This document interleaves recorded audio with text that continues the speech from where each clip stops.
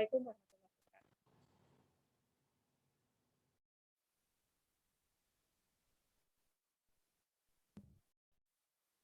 Terima kasih. Baik, terima kasih sekali kami sampaikan kepada Dr. Rita Dinamita, spesialis jantung dan pembuluh darah yang sudah membawakan sesi kelima dengan sangat baik, diskusinya pun juga sangat interaktif sekali. Dan juga terima kasih kepada PT Bayer yang sudah mensupport sesi kelima kita.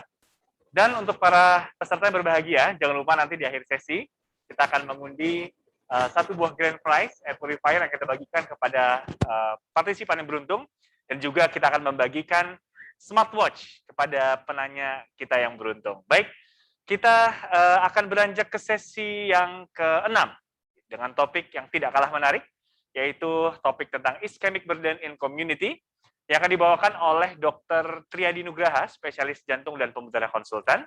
Dan saya akan bacakan CV dari moderator kita. Ya, dengan nama lengkap Dr. Triadi Nugraha, spesialis jantung dan pembuluh darah konsultan. Saat ini beliau menjabat sebagai Ketua Perki Cabang Solo dan juga sebagai Ketua KSM Jantung dan Pembuluh Darah Rumah Sakit Dr. Muardi, juga sebagai staf Departemen Kardiologi Rumah Sakit Dr. Muardi, Fakultas Kedokteran Universitas 11 Maret Divisi Kardiologi dan Intervensi. Baik, dan inilah rekan-rekan berbahagia, inilah Solo Cardiovascular Forum sesi ke-6.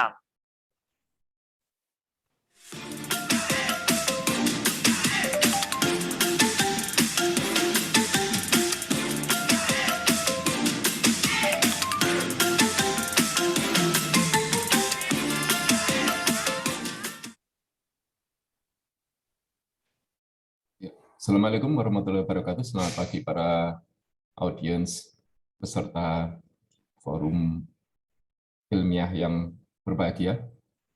Dalam hal ini hari kedua untuk Solo Kardiologi Forum. Pada sesi ini saya akan memimpin untuk pembicaraan tentang ischemic burden in community. Dalam ini kita akan bertemu dalam sesi ini selama kurang lebih 1 jam 45 menit. Ya. Ada 3 pembicara dari 3 center yang berbeda. Yang pertama Dr. Ahmad Yasa dari Dr. Ahmad Yasa SPCPK dari Departemen Kardiologi FKUNS Rumah Sakit Dr. Muardi Surakarta. Dan yang kedua adalah Dr. Isman Firdaus SPCP. Beliau adalah staf dari Departemen Kardiologi dan Kedokteran Vaskuler Rumah Sakit FKUI dan Rumah Sakit Jantung Pembuluh Darah Harapan Kita Jakarta. Beliau saat ini juga menjabat Presiden PP Perki. Kemudian yang ketiga adalah Dr. Nahar Taufik SPCP. Beliau staf di KSM Jantung dan Departemen Kardiologi FKUGM, Rumah Sakit Dr. Sarjito, Yogyakarta. Kami sampaikan juga terima kasih kepada para sponsor untuk forum ini. Untuk sesi ini ada 3 sponsor. Yang pertama PT Dexa Medica untuk sesi pembicara yang pertama, kemudian PT Aventis Pharma untuk pembicara yang kedua, dan PT Abbott Indonesia untuk pembicara yang ketiga. Langsung kami buka untuk acara ini untuk satu sesi pembicara selama 25 menit. Jadi untuk 3 pembicara 25 menit, kemudian kita lanjutkan untuk forum diskusi kurang lebih 30 menit, sehingga acara ini diharapkan akan berakhir pada jam 10.55. Untuk pembicara pertama, ya akan saya sampaikan untuk kurikulum vitae-nya. Pembicara pertama, Dr. Ahmad Yasa SPCPK. Beliau adalah staf di Departemen Kardiologi dan Kedokteran Vaskuler Rumah Sakit Dr. Muardi dan FKUNS di Divisi Intervensi Kardiologi. Beliau lulus dari FKUNS tahun 2010, kemudian lulus kardiologi FKUNS tahun 2015 dan lulus fellowship intervensi kardiologi dari Rumah Sakit Umum Dr. Sarjito Yogyakarta tahun 2019. Ya, saat ini beliau akan menyampaikan topik mengenai optimizing outcome in ACS patients using right antiplatelet. Ya, saya beri kesempatan untuk Dr. Ahmad Yasa untuk menyampaikan presentasi selama 25 menit. Silakan, waktu dan kesempatan saya berikan.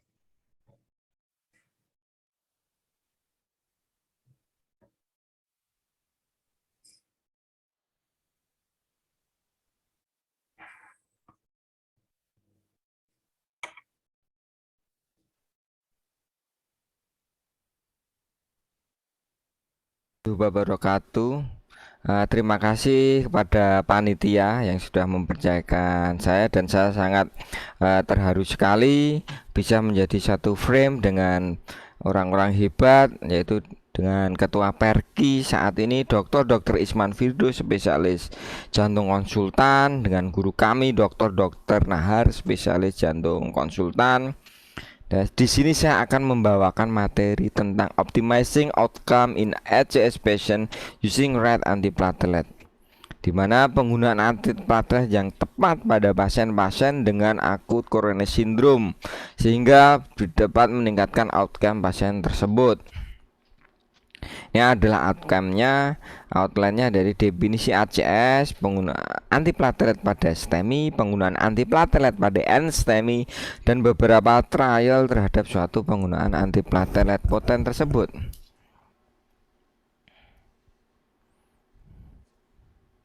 Ya, seperti kita ketahui bahwa suatu akut coronary syndrome terjadi karena suatu akut trombosis yang diakibatkan adanya suatu rupture plaque, sehingga bisa disertai atau tidak disertai dengan adanya suatu vasokonstriksi, sehingga terjadi suatu obstruksi mendadak, ya, secara aliran darahnya akan berkurang, dimana kalau kasus pada pasien dengan STEMI akan timbul suatu total oklusi, sedangkan pada pasien-pasien dengan NSTEMI itu adalah subtotal oklusi, dan oklusi total biasanya pada mikrovaskulernya.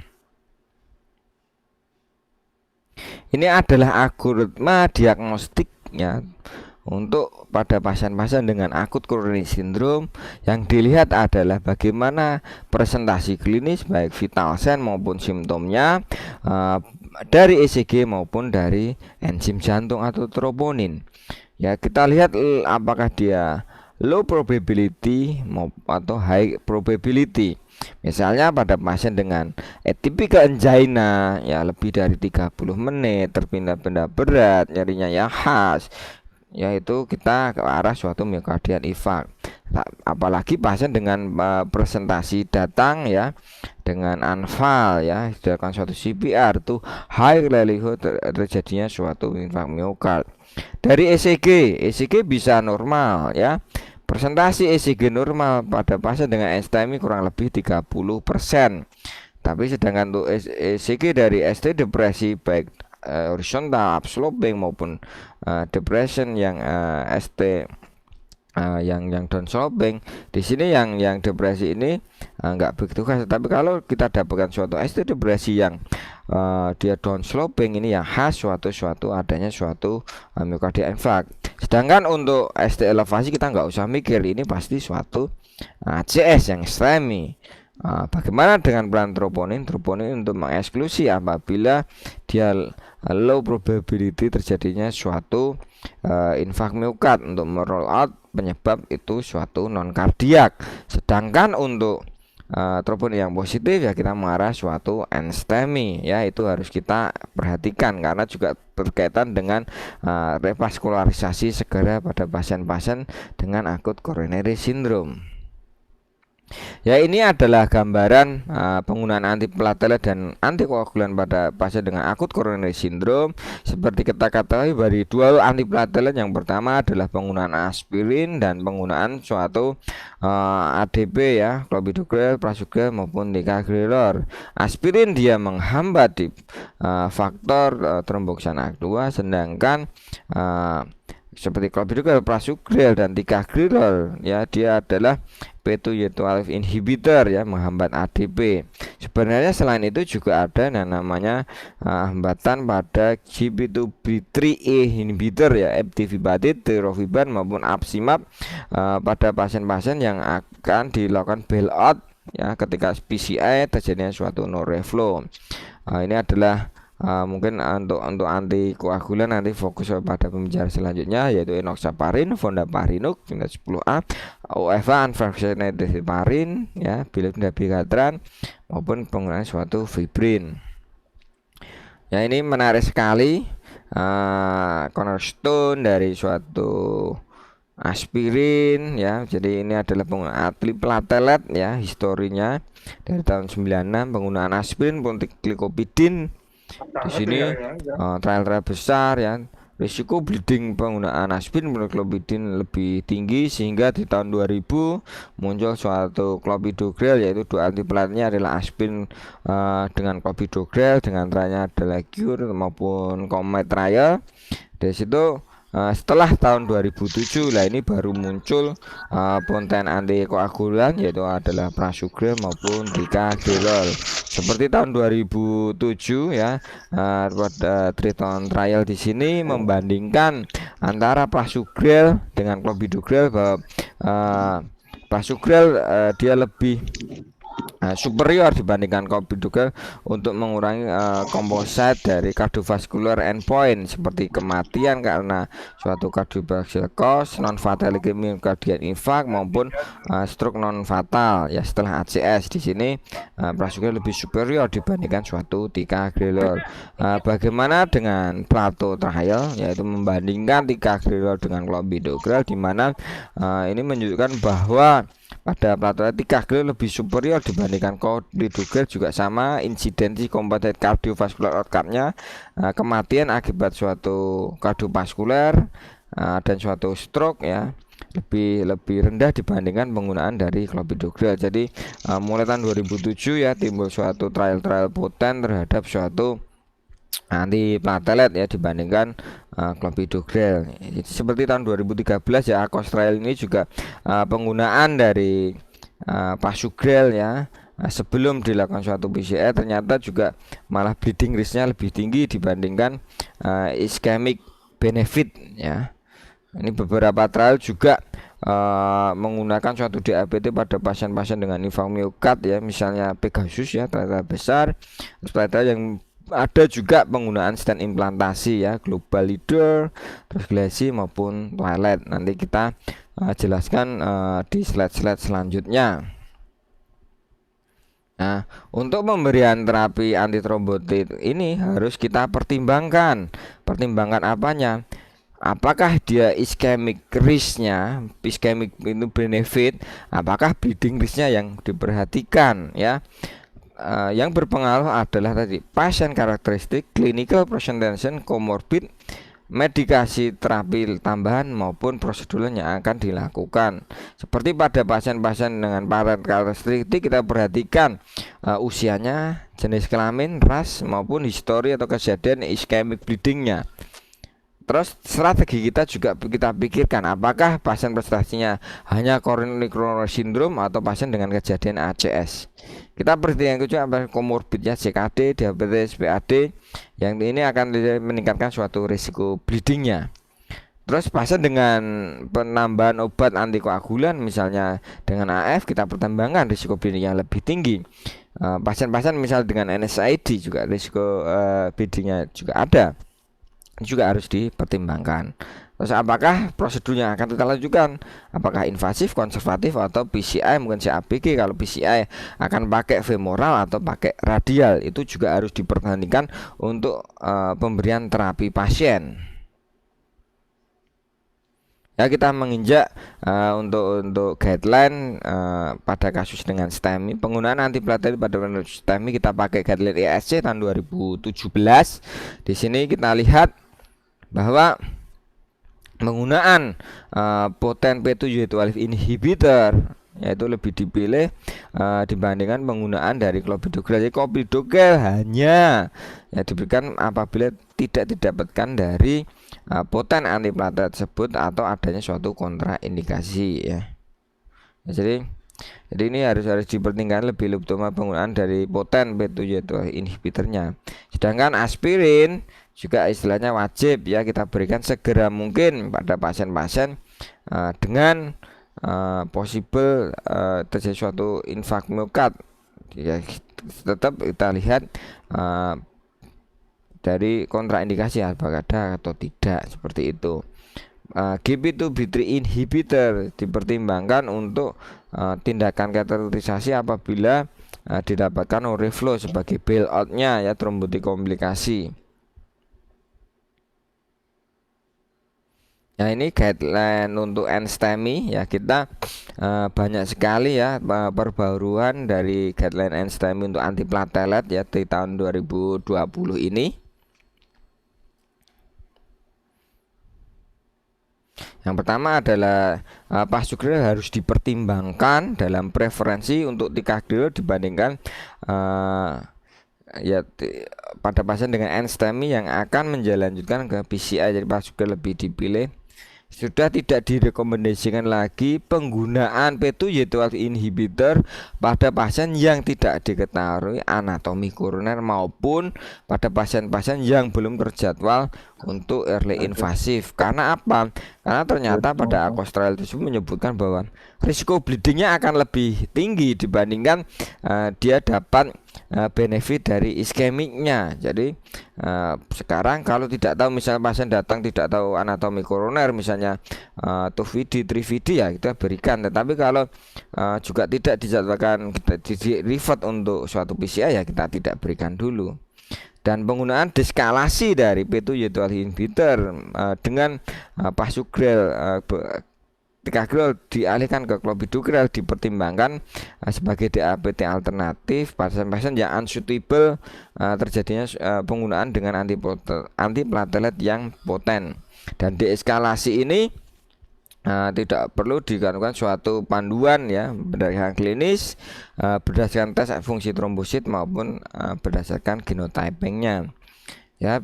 Dan perlu diketahui pada pasien-pasien NSTEMI dengan atrial fibrilasi ini dipertimbangkan resiko tromboembolinya dengan CHOS2 score-nya lebih dari 1 pada laki-laki dan lebih dari sama dengan 2 pada wanita ya, itu hanya short ya, triple antratnya hanya 1 minggu. Sedangkan dual antiplatelet setelah itu kita pakai suatu new oral antikoagulan dan single antiplatelet dan dipilih adalah clopidogrel. Saya ulang lagi bahwa pada pasien AF dengan NSTEMI ya dengan tromboembolic event ya, status fasenya tinggi, itu TAT-nya agregasi triple antiplateletnya hanya 1 minggu. Sedang setelah itu kita berikan new oral antikoagulan ditambahkan dengan single antiplatelet yaitu clopidogrel, seperti itu ya. Dan diskondisi dari antiplatelet ya pada pasien oral antikoagulan ya direkomendasi setelah 1 tahun.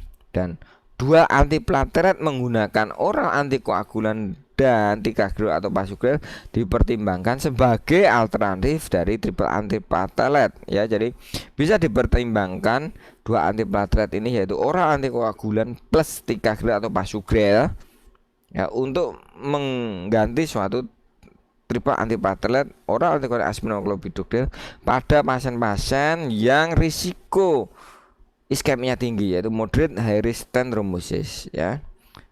Jadi saya ulang lagi bahwa bisa kita switch ya penggunaan tersebut ya terlepas dari jenis stent yang digunakan ya. Artinya di sini bisa ya oral dengan seperti ticagrelor saja, nggak usah triple antiplatelet ya pada pasien dengan high risk stent thrombosis, seperti itu. Ini adalah rekomendasinya seperti yang saya bilang tadi, penggunaan clopidogrel. Aspirin ya loading dosenya 300 mg, selanjutnya 705 mg. Clopidogrel loading 300 sampai 600 oral, habis itu dilanjutkan 75 mg ya, tidak ada adjustment untuk CKD. Ticagrelor seperti itu 180 mg bisa setelah itu 90 mg per 12 jam, tidak ada adjustment untuk pasien-pasien CKD. Ini yang harus diperhatikan sejawat, bagaimana algoritma antitrombotik pada pasien-pasien non STEMI yang menjalani suatu PCR tanpa adanya suatu atrial fibrilasi. Ya, saya ulangi. Jadi setelah pasien dilakukan suatu PCI dengan NSTEMI, kita lihat bleeding risk score-nya ya. Apakah dia very high risk atau low risk. Very high risk apa itu loh? Very high risk pasien yang ada riwayat perdarahan dalam 1 bulan terakhir, ya, riwayat perdarahan 1 bulan terakhir pada pasien-pasien yang akan menjalani tindakan operasi yang tidak bisa ditunda dalam waktu dekat. Ini ada very high risk, ya, diberikan antiplatet dan clopidogrel. Setelah itu dalam 1 bulan bisa diberikan suatu clopidogrel saja. Untuk pasien-pasien yang high risk,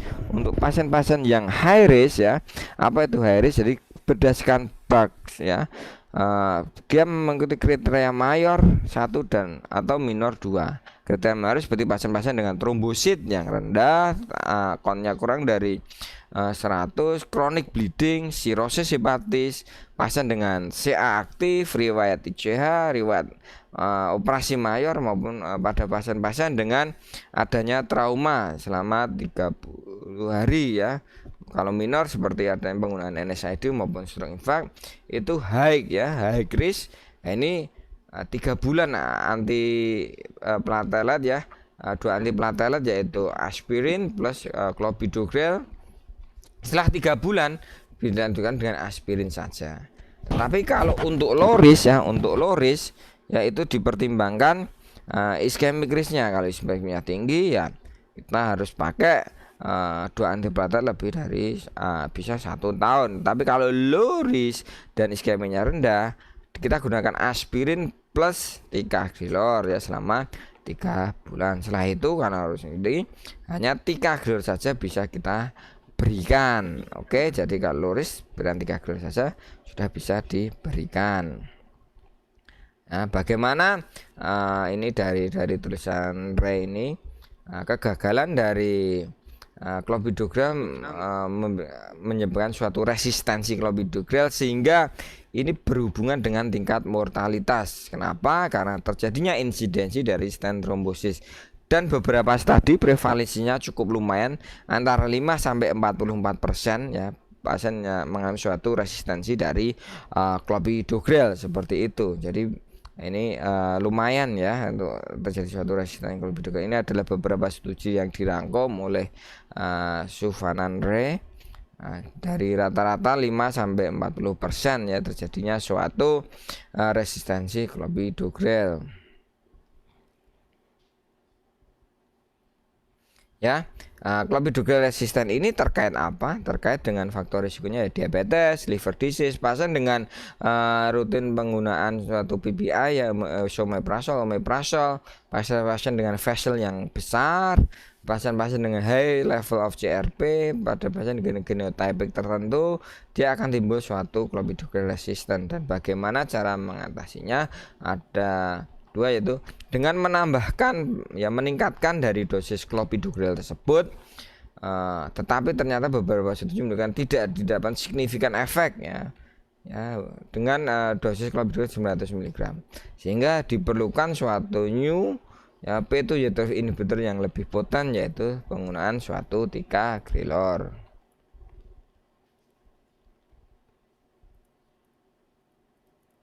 Ya, bagaimana dengan pembandingan clopidogrel ticagrelor? Diketahui bahwa yang pertama adalah tingkat ya, karena dia suatu drug ya, jadi dia tidak, bioaktivasinya tidak terganggu.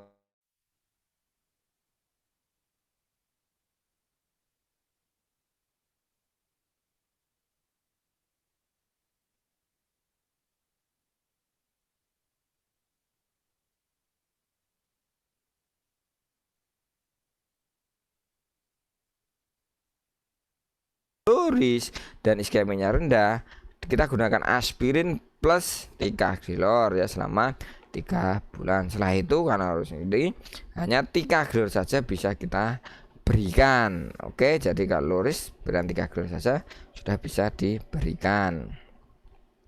Nah, bagaimana ini dari tulisan Ray ini, kegagalan dari clopidogrel menyebabkan suatu resistensi clopidogrel sehingga ini berhubungan dengan tingkat mortalitas. Kenapa? Karena terjadinya insidensi dari stent trombosis. Dan beberapa studi prevalensinya cukup lumayan, antara 5 sampai 44% ya, pasien mengalami suatu resistensi dari clopidogrel seperti itu. Jadi ini lumayan ya untuk terjadi suatu resistensi clopidogrel. Ini adalah beberapa studi yang dirangkum oleh Suvanan Ray. Dari rata-rata 5 sampai 40% ya terjadinya suatu resistensi clopidogrel.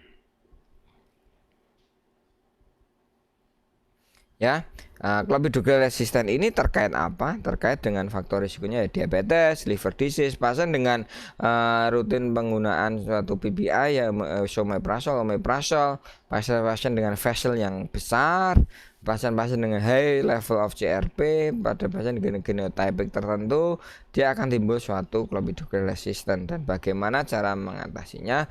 Ada dua, yaitu dengan menambahkan ya, meningkatkan dari dosis clopidogrel tersebut, tetapi ternyata beberapa studi menunjukkan tidak didapat signifikan efek ya dengan dosis clopidogrel 900 mg, sehingga diperlukan suatu new ya P2Y12 inhibitor yang lebih poten, yaitu penggunaan suatu ticagrelor.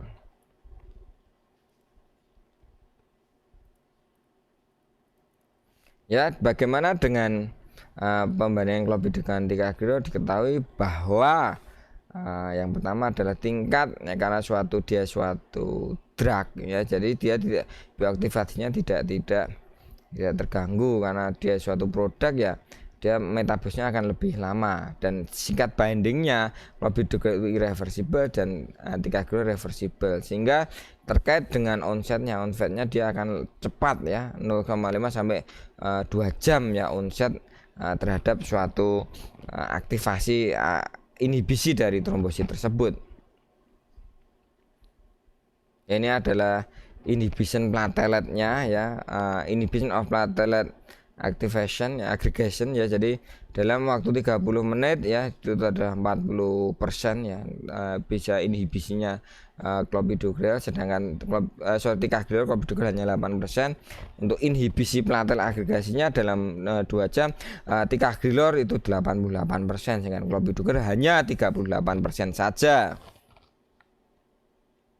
Nah, ini kita mulai membahas beberapa trial ya, kita pakai Plato trial di sini. Plato trial dipublish ya di tahun 2009 maupun 2010 ya pada pasien-pasien dengan ACS dan diabetes. Jadi dia multisample double blind ya, membandingkan ticagrelor 180 mg loading dose dilanjutkan 90 mg 2 kali sehari, dan clopidogrel 300 ya sampai 600 mg loading dose dilanjutkan 70 mg ya. Di situ untuk pencegahan terjadi suatu kardiovaskular ya pada pasien-pasien yang terjadi suatu akut coronary syndrome, dan ini sangat banyak ya, 1864 pasien ya dibandingkan di situ ya. Disimpulkan bahwa pada pasien dengan akut coronary syndrome ya, baik suatu STEMI maupun non STEMI, itu pemberian suatu ticagrelor ya dibandingkan clopidogrel signifikan dalam mengurangi rate kematian karena suatu vaskular ya, disease, myocardial infarct maupun stroke, tanpa terjadi peningkatan dari major bleedingnya ya. Jadi di sini ticagrelor lebih superior lah dibandingkan suatu clopidogrel karena menurunkan ya kematian, tapi bleeding score-nya juga tidak tinggi. Ini adalah primary endpoint-nya pada pasien-pasien yang ya tadi ya, dari composite death dari kematian karena suatu vaskular, myocardial infarct maupun stroke ya, significantly less often ticagrelor group ya dibandingkan dengan suatu clopidogrel ya, signifikan. Ya, mengingatkan waktu kurang 2 menit. Tetapi di sini juga disebutkan bahwa dia tidak signifikan terhadap major bleedingnya ya, no significant different rates ya dari major bleedingnya dibandingkan tadi ya ticagrelor dan clopidogrel.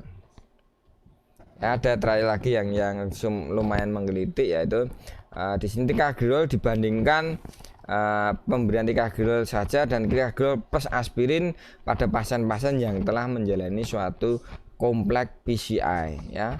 Jadi dia DAPT, aspirin dan clopidogrel ticagrelor sama 3 bulan.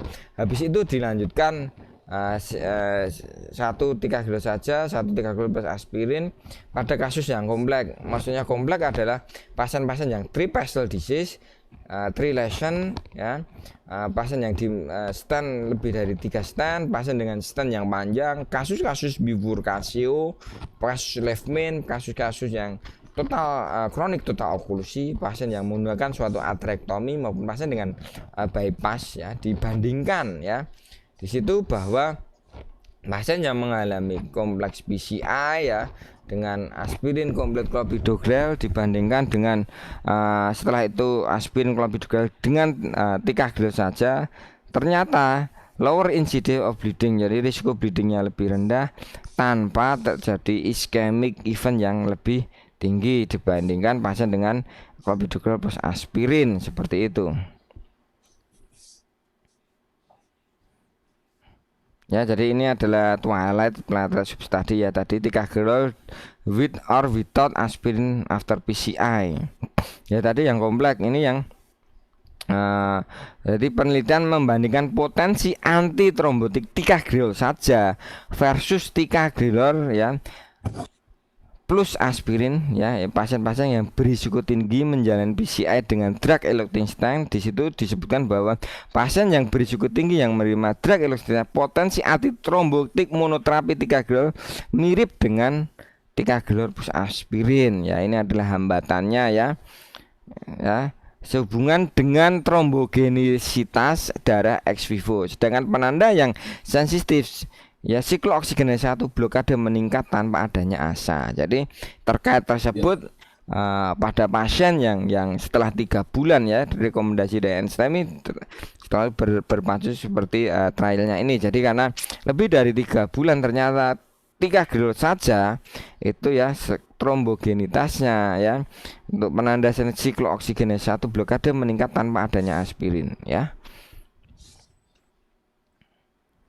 Nah, ini adalah DAPT score impact of ticagrelor monotherapy during the second year after PCI. Jadi setelah PCI 2 tahun dibandingkan pasien ya PCI dibandingkan dengan monoterapi aspirin dengan monoterapi ticagrelor dikaitkan dengan tingkat miokardia infark maupun stent trombosis yang lebih rendah. Artinya pada penggunaan ticagrelor saja dibandingkan aspirin ya, stent trombosis dan tingkat miokardia infarknya lebih rendah.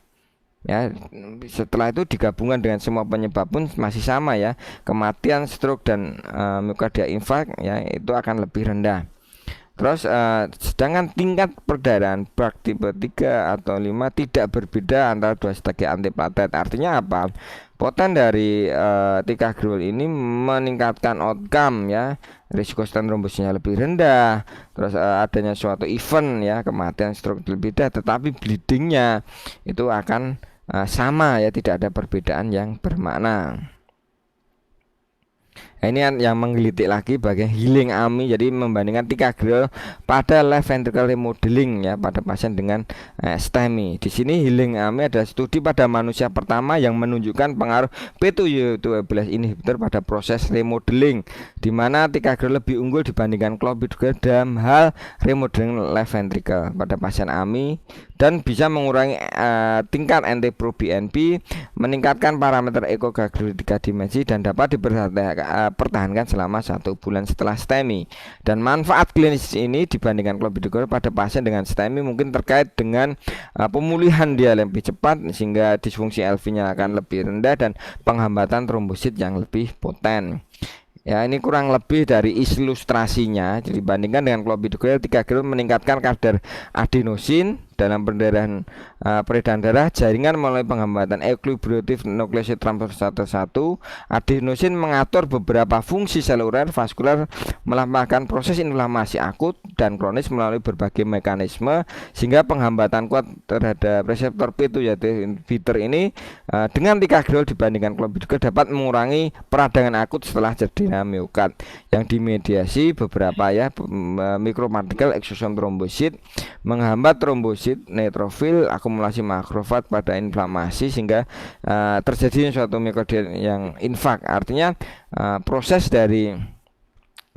dari inflamasi ini dia akan lebih cepat tertangani sehingga terjadinya suatu improving left ventricle remodeling seperti itu. Jadi selain dia menghambat P2 yaitu inhibitor, dalam LV remodeling pun si ticagrelol ini juga berperan.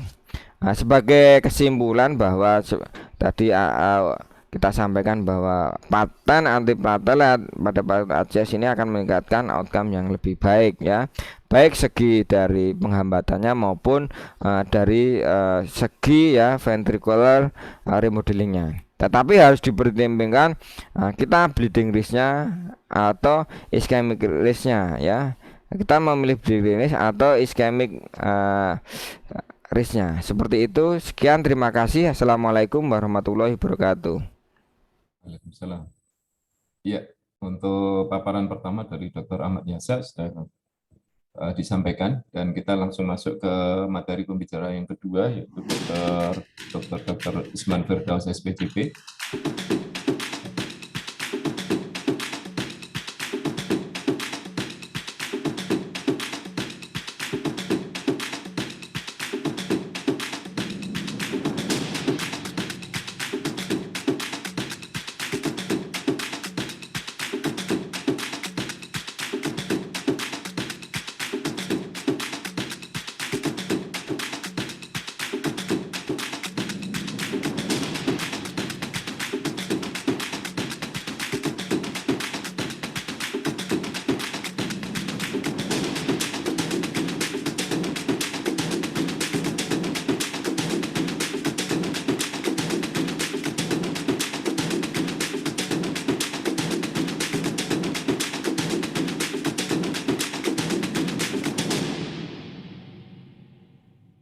Pagi, Dr. Triadi.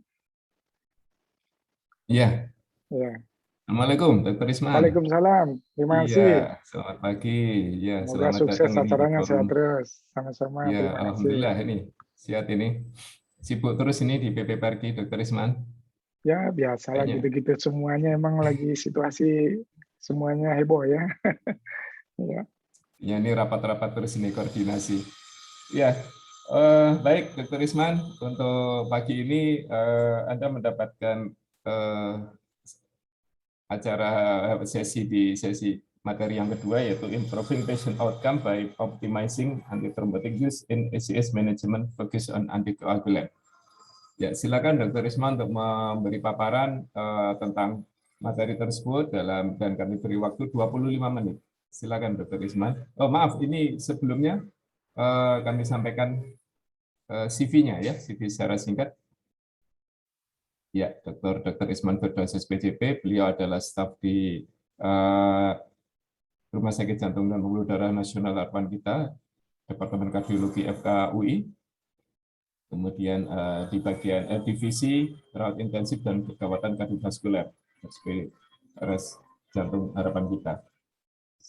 Saat ini juga sebagai Kepala Bidang Pelayanan Medik di Rumah Sakit Jantung Harapan Kita, dan untuk jabatan organisasi adalah Presiden PP Parki untuk periode 2019-2022, dan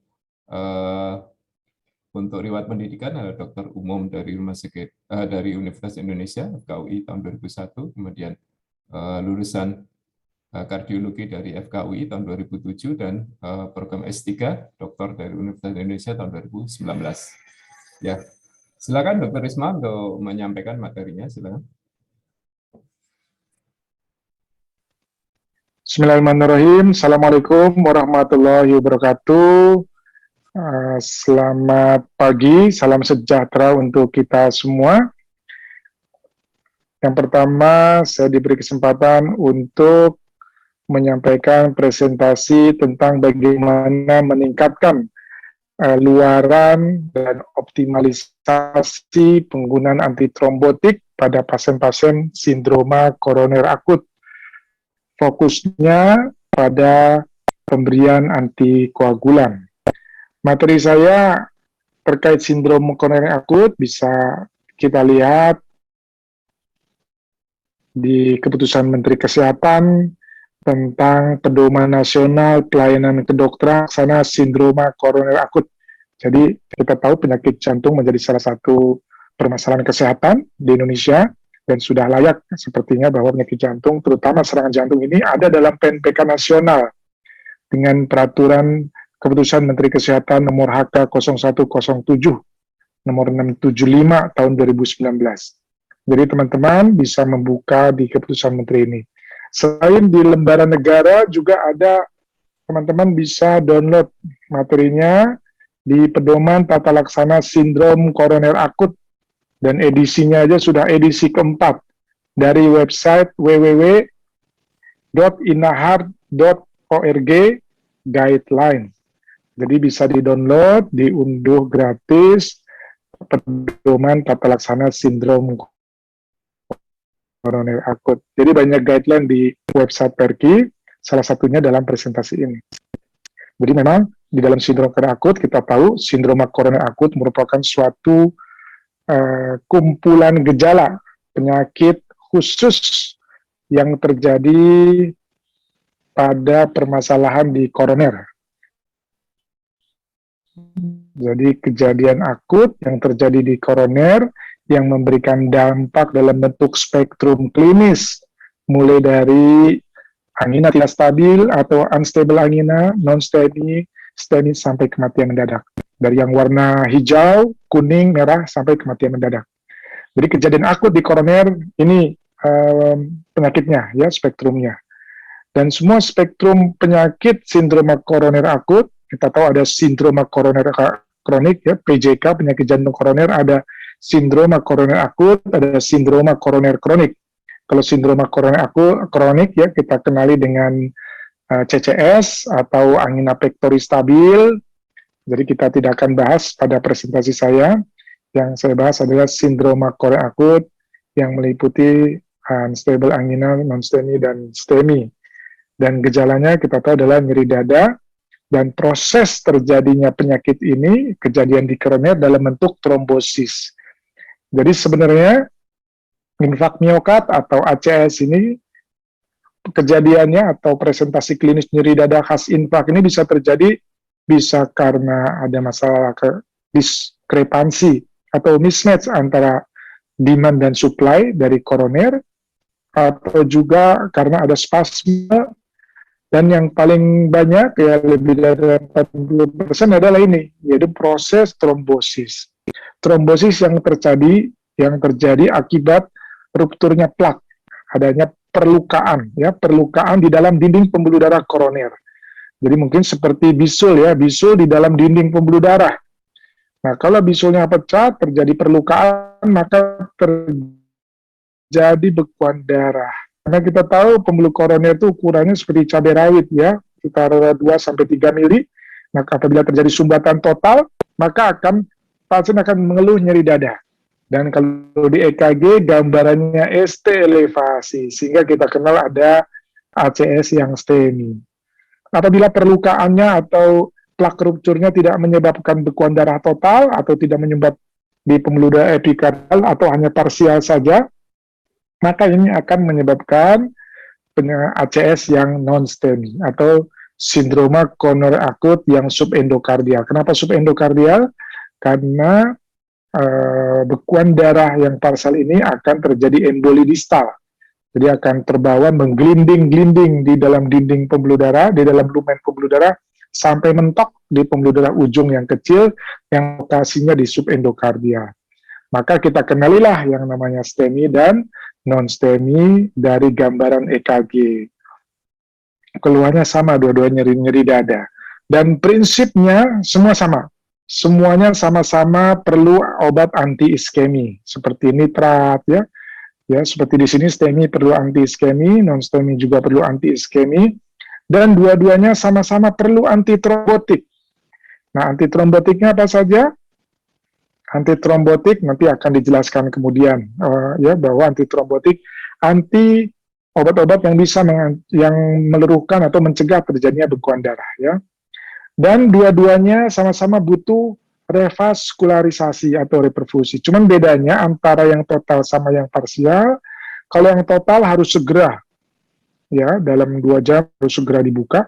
Sedangkan revaskularisasi pada non-STEMI ini berdasarkan stratifikasi risiko.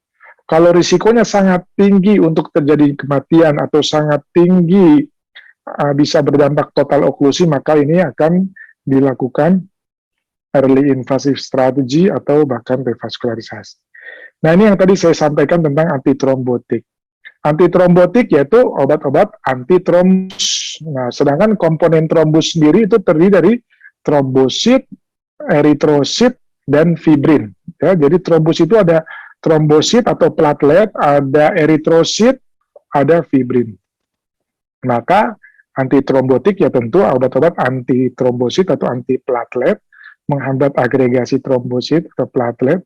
Nah, golongan obatnya banyak, ada aspirin, ada clopidogrel, ticagrelor, ada silostazol, macam-macam, ada banyak antiplatelet. Tapi antiplatelet yang digunakan untuk ACS yang sesuai dengan evidence base dan guideline adalah ya ini aspirin, clopidogrel, ticagrelor. Yang berikutnya antitrombotiknya adalah antikoagulan, ya, atau antikoagulasi dari eritrosit. Jadi kalau eritrosit saling menempel berarti namanya berkoagulasi. Nah, obat-obat antikoagulannya itu ada heparin, ada enoxaparin, ada warfarin, ada rivaroxaban, ada dabigatran, banyak, ada bifalirudin, banyak sekali obat antikoagulan yang ada di Indonesia atau di dunia, ya. Kumadin, ya, kemudian Simar dan macam-macam. Namun yang digunakan untuk sindroma koroner akut enggak semua, hanya UFH atau heparin, hanya enoxaparin, dan nanti ada fondaparinux. Lainnya bukan untuk ACS. Warfarin tidak untuk ACS, rivaroxaban bukan untuk ACS, ya, untuk STEMI ini bukan. Berdasarkan apa? Tentu berdasarkan studi-studi besar atau landmark trial. Lalu berikutnya antitrombus lain adalah fibrinolisis. Bedanya nomor 1, 2, dan 3, nomor 1, 2 ini bersifat prevention, mencegah terbentuknya. Jadi kalau yang sudah terbentuk, maka jangan terbentuk lebih banyak. Nah, itu nomor 1 dan 2, anti, ya, mencegah terjadinya trombus, menahan proses pembentukan koagulasi. Nah, bedanya kalau nomor 3 ini secara aktif melisiskan benang-benang fibrin. Ya, melisiskan benang-benang fibrin, ya. Nah, ini obat-obatannya streptokinase. Jadi menghancurkan fibrin. Jadi kalau platelet sudah kumpul, ditambah lagi dengan eritrosit, itu akan dibungkus, ya, dianyam oleh benang-benang fibrin. Nah, supaya utuh, supaya kuat bekuan darahnya. Memang itu mekanisme alami natural history-nya. Namun, dengan tentunya makin utuh, sehingga makin kuat, sumbatan juga makin kuat, ya, menyumbat pembuluh darah koroner. Nah, ini harus pemutusnya penghancuran namanya fibrinolisis. Golongannya ada streptokinase dan alteplase. Nah, sekarang saya fokus hanya untuk antikoagulan, yaitu obat-obat yang penghambat bekuan darah atau koagulasi.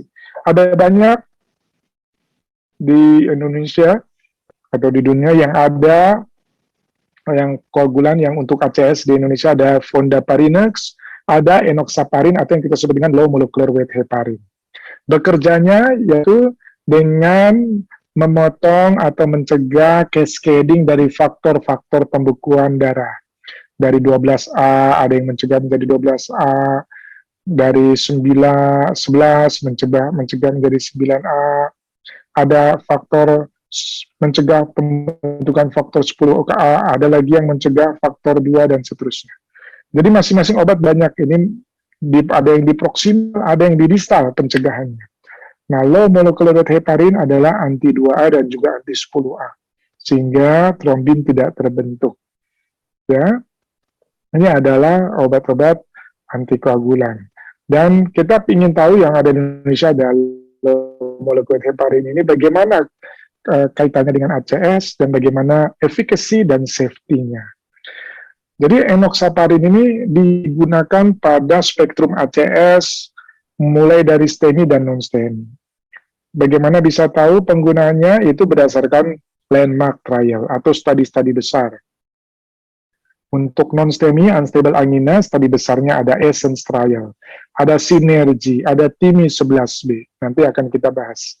Sedangkan untuk STEMI, untuk primary PCI ada ATOL study.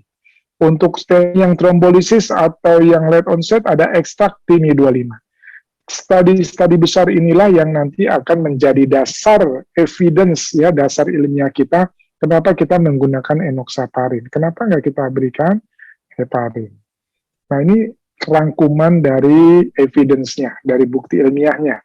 Contohnya kita ATOL trial dari Extract TIMI 25, ada Synergy, ada TIMI 11B. Ini populasinya 910 untuk ATOL. Itu pada pasien primary PCI, itu efektivitasnya menurunkan 41%. Risk reduction untuk kematian, ya, kemudian infark miokard. Dan safety-nya sama dengan UEFA, jadi similar untuk ATOL, ya, dengan UEFA. Extract TIMI 25 itu yang pasien dengan STEMI, ya, subjeknya sampai 20.000 pasien, kemudian diberikan intravenous 30 mg, itu menurunkan 17% primary endpoint dan 33% non-fatal reinfarct. Nah, untuk bleedingnya juga lebih baik. Ada lagi Synergy untuk non-STEMI PCI, dan juga yang paling yang menjadi icon dari non-STEMI diberikan enoxaparin itu adalah Essence trial, di mana jumlah subjeknya 3.900. Ini adalah studi-studi utama, ya, dasar evidence, atau mungkin kalau di ini dasar hukum, ya, dasar evidence kenapa di guideline menggunakan enoxaparin. Ya. Jadi kita akan tahu bahwa enoxaparin, ya, bagaimana efikasinya dan bagaimana safety-nya pada pasien STEMI dan non-STEMI, ini akan kita bahas pada presentasi saya kali ini. Tidak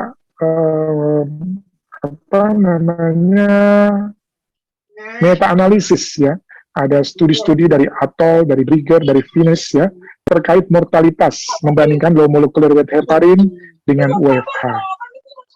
Kita lihat bahwa low molecular weight heparin di sini even kejadian kematiannya lebih banyak pada UFH 29 pasien. Nah, sedangkan low molecular weight heparin 17 pasien. Risk reduction-nya 40% bisa menurunkan angka kematian, atau RR-nya, ya, 0,6. Dan ini signifikan. Begitu juga dengan Venus trial. Jadi hampir studi besar di sini meliputi ada dengan jumlah populasi total 3.000 pasien, memberikan efikasi menekan atau menurunkan angka kematian lebih tinggi dibandingkan WFA, dan ini signifikan. Begitu juga dengan PCI pasca trombolisis. Dengan Ascent trial Extract TIMI 25 memberikan efikasi yang baik pada mortalitas. Tentunya selain efikasi atau manfaat, juga kita harus memperhatikan safety pada pemberian obat-obat antikoagulan. Nah, ini adalah low molecular weight heparin dengan UEFA. Bagaimana head-to-head perbandingannya? Ternyata kita lihat bahwa low molecular weight heparin dan UEFA, kita lihat di sini, resiko bleedingnya lebih rendah. Ya, 0,45 risk reduction-nya 0,73. Jadi sangat signifikan mengurangi terjadinya bleeding pada pemberian obat antikoagulan dibandingkan UEFA, dan ini signifikan. Bagaimana ini pada pasien primary PCI. Begitu juga dengan PCI pada pasien PCI, ya, pasca trombolisis juga demikian. Ya, tidak ada perbedaan dengan UEFA, bahkan lebih baik untuk safety menghindari terjadinya bleeding. Kenapa kira-kira low molecular weight heparin ini lebih bagus efektivitasnya dibandingkan heparin biasa? Karena memang low molecular weight heparin atau enoxaparin ini 4 kali lebih kuat aktivitasnya dalam menekan faktor 10 menjadi faktor 10 yang aktif. Dan juga low molecular weight heparin lebih prediktif, ya, predictable dalam pemberian dosis antikoagulannya dibandingkan UEFA. Kita tahu UEFA dalam pemberian unfractionated heparin dia harus dipantau ya dengan yang namanya APTT, ACT dan seterusnya. Sedangkan untuk enoxaparin tidak diperlukan. Nah, ini adalah meta-analisis untuk mortalitas secara umum. Kita lihat ada 23 studi besar ya. Studi dengan total 30.000 pasien, ini ringannya yang di bawah ya. Pada ada yang pasien STEMI dan seterusnya. Ya, ini pada pasien yang STEMI. Ini enoxaparin dibandingkan dengan unfractionated heparin. Untuk kejadian kematiannya secara umum, kematian pada enoxaparin itu 278, sedangkan pada 622. Jadi menekan 34% angka kematian, dan ini signifikan. Dari overall study, dari 23 studi yang ada dengan total 30.000 pasien. Ya, ini meta-analisis. Nah, selain efikasi juga adalah bleeding, ya, safety-nya itu juga sangat penting. Jadi selain manfaat, tapi safety juga penting untuk kita nilai. Tadi 30.000 pasien, ternyata terjadinya bleeding sangat banyak pada pasien dengan UEFA 564 dibandingkan 295. Pasti banyak, hampir 2 kali lipatnya. Dan ini risk reduction-nya 20%. Ada beberapa yang sama, tapi hampir sebagian besar studi-studi menunjukkan bahwa pemberian enoxaparin lebih rendah bleedingnya, sudah lebih bagus, lebih kuat efektivitasnya menekan terjadi infark miokard atau kematian, dan selain itu juga safety-nya juga kuat. Nah, ini signifikan. Ya, dan kejadian event reinfark dan seterusnya juga lebih rendah dibandingkan dengan UEFA. Jadi lebih baik, ya. Jadi enoxaparin lebih baik dibandingkan UEFA dalam menekan terjadinya mortalitas. Jadi dapat disimpulkan di sini bahwa efikasi dan safety enoxaparin dibandingkan dengan unfractionated heparin ini menjadi hal yang sangat penting, ya, menurunkan angka kematian tidak hanya pada pasien ACS yang non-intervensi, tapi during coronary intervention juga memberikan superioritas pada pasien STEMI untuk enoxaparin. Tadi kita tahu bahwa enoxaparin lebih prediktif, tidak perlu monitoring dengan APTT dan lebih sesuai target ya dalam tata laksana antikoagulan dibandingkan UEFA. Dia harus dipantau APTT dengan kisaran 1,5 paling rendah sampai dengan 2,5. Dan itu tentu sangat operator dependent atau physician discretion ya, keputusan dari dokternya. Tadi itu 23 adalah studi-studi besar, studi-studi landmark trial untuk enoxaparin. Nah, sekarang setelah studi besar dilakukan, obat ini dijual bebas, ya, kemudian diresepkan, kemudian diberikan kepada pasien-pasien, kemudian ditata laksana di UGD, di ruang rawat. Nah, akhirnya diregistri, dilihat real world-nya bagaimana kenyataannya. Benar nggak sih studi tersebut dengan real world kenyataannya post-marketingnya? Ternyata sama, ya. Efektivitasnya tetap konsisten. Ya, survival pasien-pasien ACS, ya, pasien dengan infark miokard yang diberikan UEFA dengan low molecular heparin, survivalnya lebih tinggi pada pasien yang mendapatkan enoxaparin dibandingkan UEFA. Ya, ini dan juga even free survivalnya juga lebih baik pada low molecular heparin dibandingkan UEFA. Jadi saya rangkum dari studi-studi tersebut sudah jelas bahwa enoxaparin lebih mantap ya dalam efektivitas maupun safety-nya. Nah, ini panduannya bagaimana kita memberikan enoxaparin pada pasien primary PCI dengan memberikan bolus 0,5 mg intravenous atau 0,3 ya 0,3 cc intravenous sebelum dilakukan prime PCI. Apabila PCI-nya masih lama berlangsung sampai 2 jam, maka bisa di additional bolus 0,25 mg intravenous. Namun apabila dalam kurang dari 8 jam sudah diberikan enoxaparin, kita tidak perlu diberikan lagi. Namun apabila lebih dari 8 jam, kita bisa boluskan 0,3 miligram ya intravenous. Bagaimana administrasi pemberian atau cara pemberian enoxaparin pada ACS non-STEMI kita tahu semua ya, 1 mg per kilo 2 kali sehari. Diberikannya 2 sampai 8 hari. Tapi rata-rata kita selalu protokol SOP di PPK kita di clinical pathway di rumah sakit 5 hari. Kenapa 5 hari? Kita anggap median. Tapi studi dari Essence Trial paling sedikit diberikan enoxaparin pasien ACS 2 hari dan paling lama 8 hari sehingga diambil 5 hari. Jadi makanya kita clinical pathway di rumah sakit 5 hari.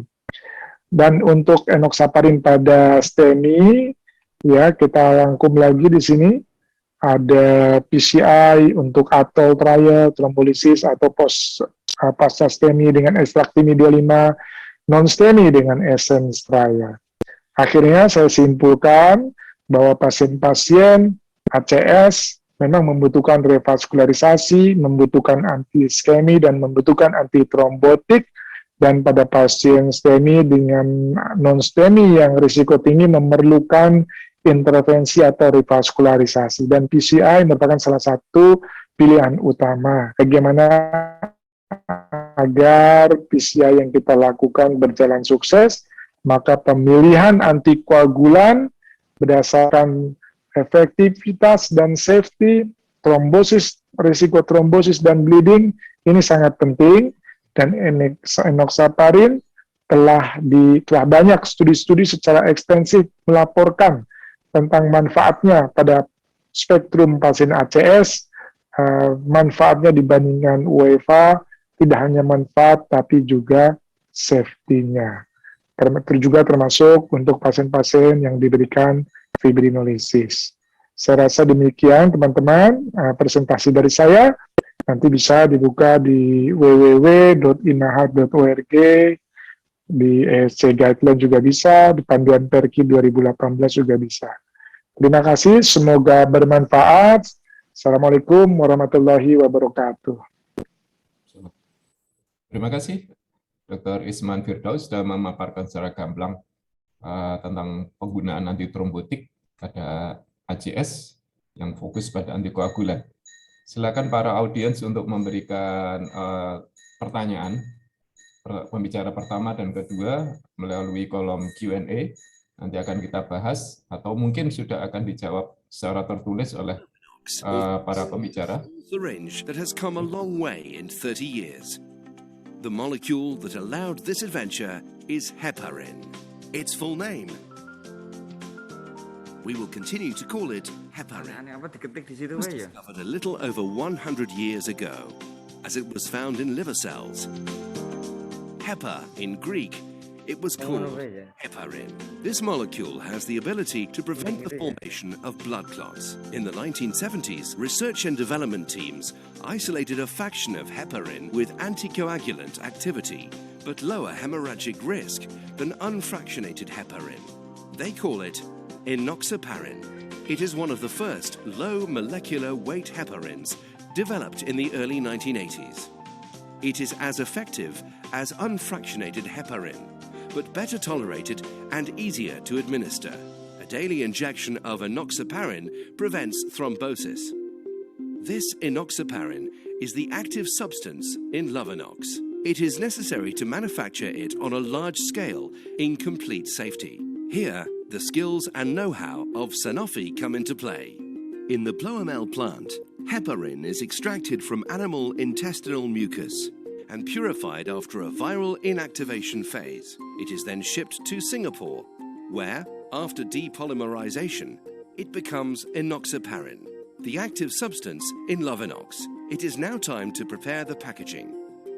A delicate pharmaceutical operation performed on 3 sites: Le Trait in Normandy, Maison Alfort in the Val de Marne, and Shannik in Hungary. This syringe is also an asset of Lovenox, thanks to its automatic safety system, which reduces the risk of accidental punctures. After being packaged, Lovenox is ready to be distributed in hospitals and pharmacies around the world. It takes almost 10 months of preparation to produce a syringe. And syringes Sanofi produces 2 million of them a day. In 30 years, Lovenox has had an extraordinary adventure, an industrial adventure, because on production lines, techniques have been modernized, and they now borrow advanced technologies from many fields. Nuclear power for decontamination, robotics of automakers for automated manipulations, and 3D for the control of the integrity of syringes. A medical adventure too. Since its marketing authorization in 1987, Sanofi has produced more than 7 billion syringes, distributed on 5 continents in more than 100 countries, under the supervision of international health authorities. And a human adventure. Lovenox is the result of the work of thousands of collaborators, scientists, manufacturers, medical representatives, and many other professionals working on this product daily. They all built the quality of Lovenox and the expertise of Sanofi. Finally, Lovenox is the most referenced low molecular weight heparin, cited in 18,000 scientific publications. With more than 30 years of extensive clinical experience, Lovenox continues to provide health professionals with therapeutic solutions. More than 670 million patients have been treated worldwide, and it is thanks to them and to you that Lovenox will live a long time.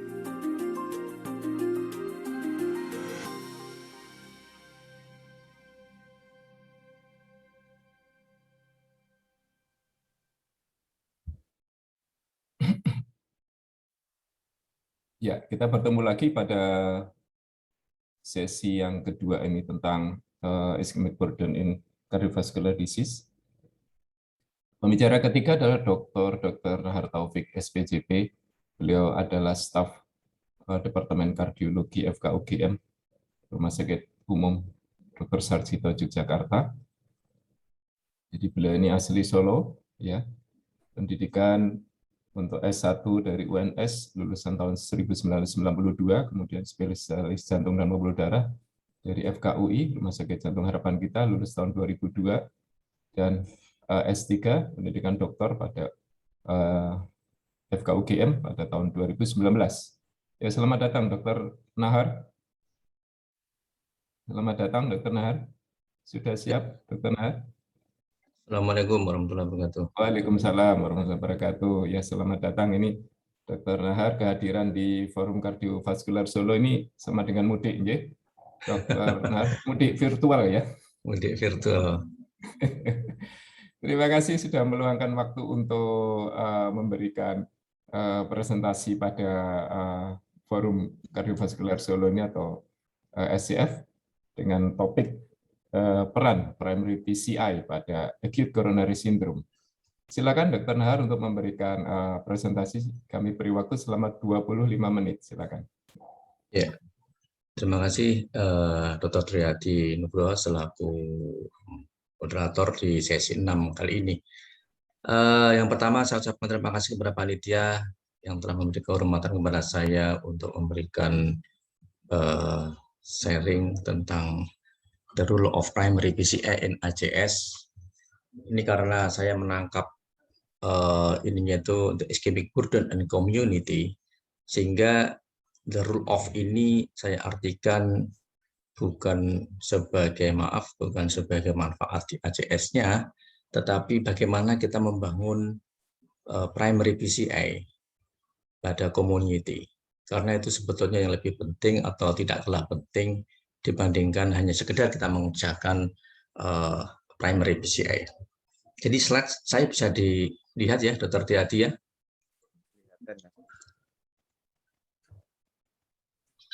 Sebentar.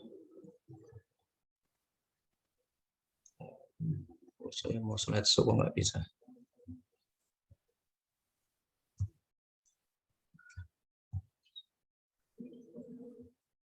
Ya. Jadi beberapa hal yang akan saya sampaikan tentang presentasi di siang hari ini, yaitu kita akan melihat sedikit sejarahnya koroner angiogram itu seperti apa sih. Dan kita juga harus tahu, kemudian nanti tentang STEMI secara overall, kemudian tentang ischemic time, ya saya kira ini lebih penting juga, ischemic time itu bagaimana kita mengendalikan ischemic time, kemudian procedural aspek pada primary coronary intervensi tentang indikasi, operator dan institusi kompetensi, bleeding risk, yang dengan dokter Yasa tadi, kemudian aksesnya apa, kemudian tentang antiplatelet dan antikoagulan di sini tidak saya sampaikan karena sudah disampaikan oleh pembicara sebelumnya. Kemudian bagaimana pemilihan stent, apakah tekniknya POBA atau drug eluting balon, dan yang terakhir adalah bagaimana kalau kita berhadapan dengan multivessel disease pada primary PCI.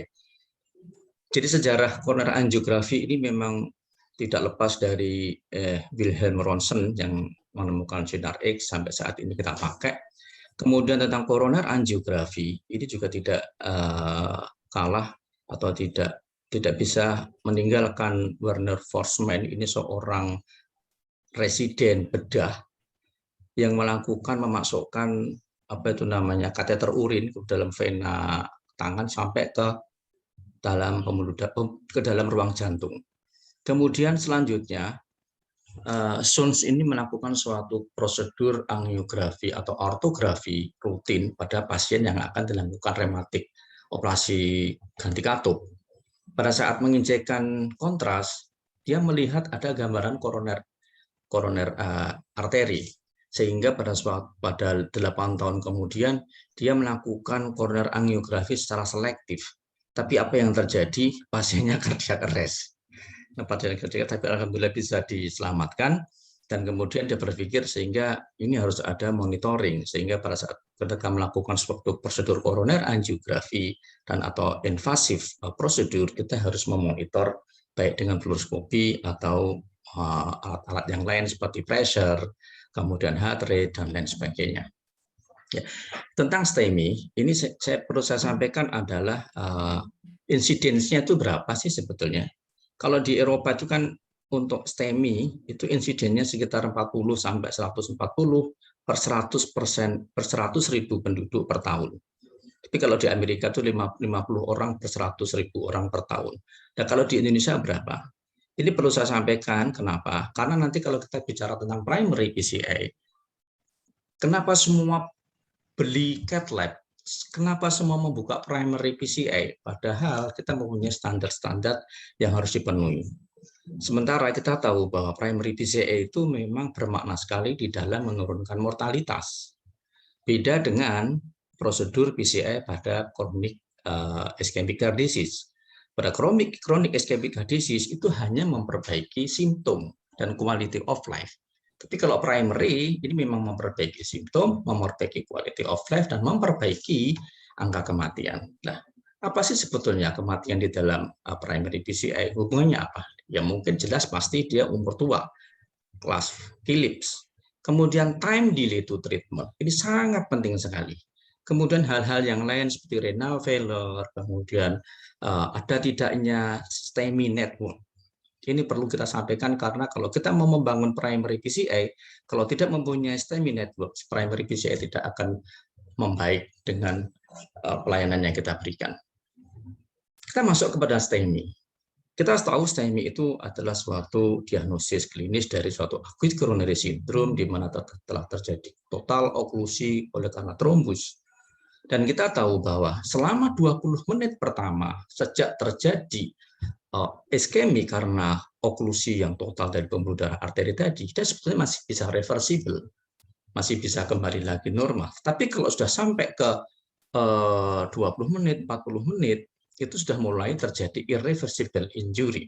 Dan bahkan kalau sudah lebih dari 4 jam, nah itu sudah sampai terjadi infark yang mulai transmural atau sampai subepikardium, dari subendokardium sampai ke subepikardium. Sehingga primary PCI ini adalah satu cara untuk dilakukan pada reperfusi, tetapi dengan cara yang baik dan mentaati waktu yang betul. Sehingga kalau kita hanya sekedar melakukan PCI pada akut STEMI, itu tidak ada maknanya tidak ada artinya dengan tindakan primary PCI kita. Dan di sini kita tahu bahwa terdapat hubungan antara restorasi flow, jadi kita melakukan restorasi flow-nya itu kapan? Hubungannya itu apa? Hubungannya itu untuk mengembalikan fungsi.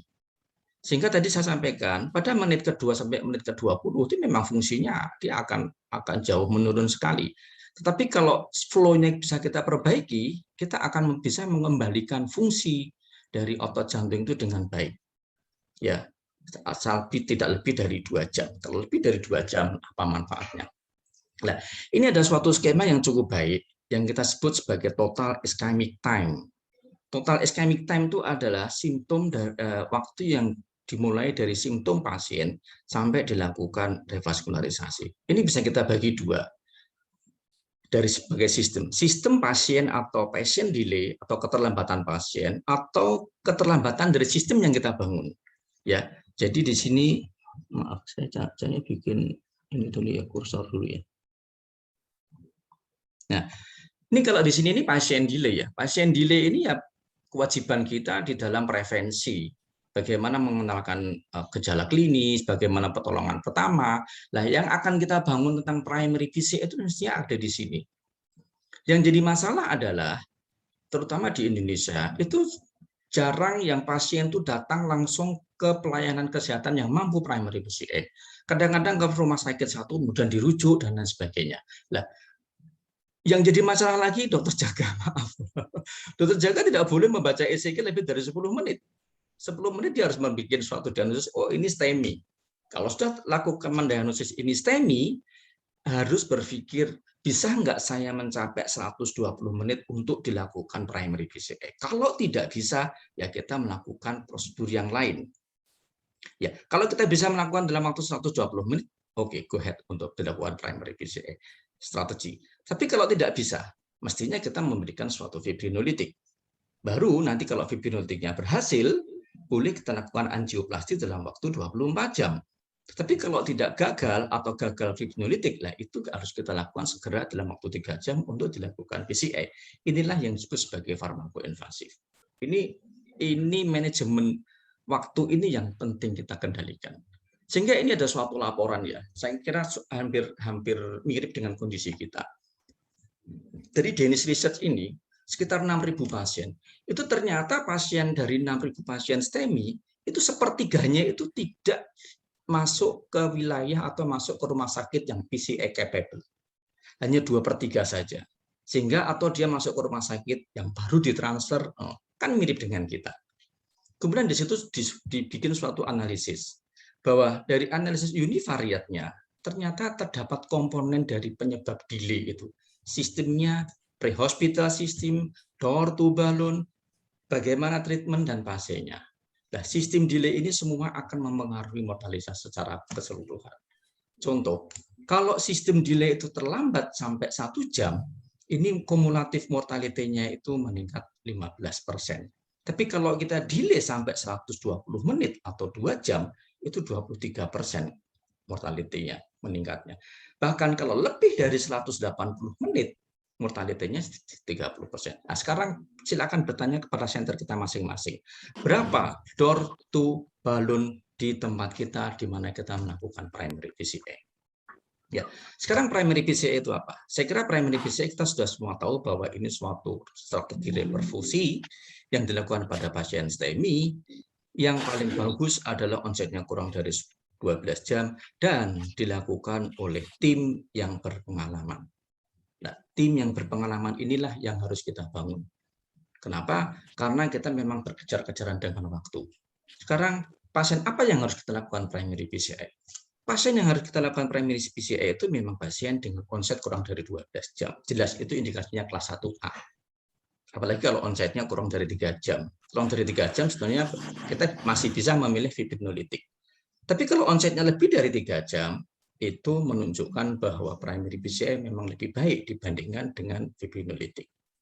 Nah, yang jadi masalah, bagaimana kalau lebih dari 12 jam onsetnya? Kalau lebih dari 12 jam, masih ada tempatnya untuk dilakukan primary PCI, hanya saja indikasinya itu turun menjadi kelas 1C. Kan begitu. Nah, bagaimana kalau onsetnya itu sudah berhari-hari misalnya, tapi masih fase akut. Fase akut itu sampai 28 hari ya. Ini memang sebetulnya masih bisa diterima untuk dilakukan primary PCI pada onset lebih dari 12 jam, bahkan hari kedua, hari ketiga. Akan tetapi di situ mungkin hanya memberikan perbaikan improvement pada fungsi ventrikel kiri. Tetapi tidak memberikan perbedaan yang bermakna pada outcome kematian. Nah, ini yang harus kita tangkap di sini. Nah, Tadi saya katakan bahwa tim itu harus capable atau mempunyai kompetensi. Syaratnya apa sih? Tim itu ada dua, ada tim operator, ada tim institusi. Operator itu harus mempunyai pengalaman melakukan PCA elektif minimal 75 kasus per tahun. Kalau dia melakukan kalau institusi, syaratnya itu dia harus caseload-nya itu institusinya itu lebih dari 400 elektif PCA per tahun. Dan di dalam 400 elektif PCA per tahun itu, institusi itu sudah melakukan 36 primary PCA. Sehingga kalau sudah bisa melakukan 36, mungkin office hours ya, 36 itu ya. Sehingga nanti kita bisa membuka 24 jam untuk primary PCA. Ini adalah syarat dari institusi dan operator. Kemudian bleeding risk stratifikasi. Ini sudah disampaikan oleh Dr. Yasa tadi, kita harus menilai pada prosedur PCA itu apa manfaat yang kita peroleh untuk menjaga keseimbangan tidak terjadi iskemik, tetapi juga tidak terjadi bleeding. Ya, sehingga semua prosedur yang ada di primary PCA itu harus kita pikirkan. Misalnya, satu, akses yang akan kita pakai itu apa? Apakah radial, apakah akses femoral? Jelas di sini banyak referensi yang mengatakan bahwa bahkan sudah sampai ke meta-analisis dan ini sudah di randomized trial, dan bahwa dari meta-analisis ini mengatakan bahwa prosedur primary PCA dengan menggunakan akses radial itu ternyata all cause of death-nya itu lebih rendah dibandingkan dengan akses femoral yang kita kerjakan. Bahkan komplikasi, major vascular komplikasi pada prosedur radial dibandingkan dengan femoral itu jauh lebih rendah pada prosedur radial. Sehingga ada tempatnya lah kalau kita melakukan primary PCA dengan menggunakan akses radial. Ini saya lompatin saja. Ya, sehingga untuk menurunkan komplikasi bleeding, untuk meningkatkan outcome, itu adalah akses radial yang dianjurkan untuk prosedur primary PCA. Nah, ini juga hampir sama dengan apa yang disampaikan Dr. Yasa tadi, bahwa pasien ACS yang dilakukan primary PCA, kita harus berpikir dari preloading-nya, aksesnya, target vessel-nya, high bleeding risk-nya. Bahkan kita harus berpikir, bisa nggak pasien ini diberikan double antiplatelet selama paling tidak 1 tahun. Kalau tidak bisa 1 tahun, 6 bulan. Sehingga nanti kita, kalau tidak 6 bulan, 3 bulan. Sehingga kita nanti akan berpikir, stent yang akan kita pakai itu apa. Jadi berpikirnya itu panjang sekali. Sekarang kita masuk ke masalah stent, pemilihan stent-nya. Stent itu ada 3 ya. Maksud saya, secara strukturnya itu ada 3. Ada scaffolding-nya, ada drug eluting-nya. Kalau scaffolding itu kan penyangganya. Kalau drug eluting-nya itu adalah untuk mencegah terjadinya restenosis. Nah, yang jadi masalah, drug eluting itu ditempelkan pada scaffolding itu menggunakan polimer. Polimer ini tidak bisa hilang. Drugnya bisa hilang, drug eluting itu rilis dalam waktu 28 hari dia hilang. Yang ada tinggal scaffolding-nya dan polimernya. Nah, polimer ini bermasalah. Kenapa? Karena dia material itu ada di situ selamanya. Inilah yang menyebabkan trombosis. Apakah trombosisnya akut trombosis, late trombosis, atau very late trombosis? Ini bermasalah bagi kita. Kemudian baru dipikirkan adanya biodegradable atau bioabsorbable polimer atau fluoropolimer. Nah, dari teknologi fluoropolimer ini stent yang dinamakan sebagai science stent dari Abbott, dia mengembangkan suatu teknologi bagaimana coating integrity-nya, bagaimana non trombogeniknya di dalam darah untuk menghasilkan semua yang lebih baik untuk mencegah trombosis. Dia mengembangkan suatu fluoropolymer properties. Jadi stent itu dibikin suatu teknologi dengan fluoropolymer properties. Dan dia sudah dilakukan suatu penelitian selama 5 tahun. Dia membandingkan antara science stent ini, yang tadi istilahnya itu kita menggunakan istilah fluoropolymer properties tadi, dibandingkan dengan Orsiro. Orsiro ini memang cukup baik stentnya, karena tipis, dia non-polimer, sehingga ideal. Nah, ternyata kalau Orsiro ini kita bandingkan dengan sains dari produknya Abbott, maaf ini memang punyanya Abbott, itu ternyata tidak berbeda bermakna selama 5 tahun. Bahwa target vessel failure, cardiac death, target vessel myocard infarct, bahkan clinical driven target revaskularisasi itu tidak berbeda bermakna.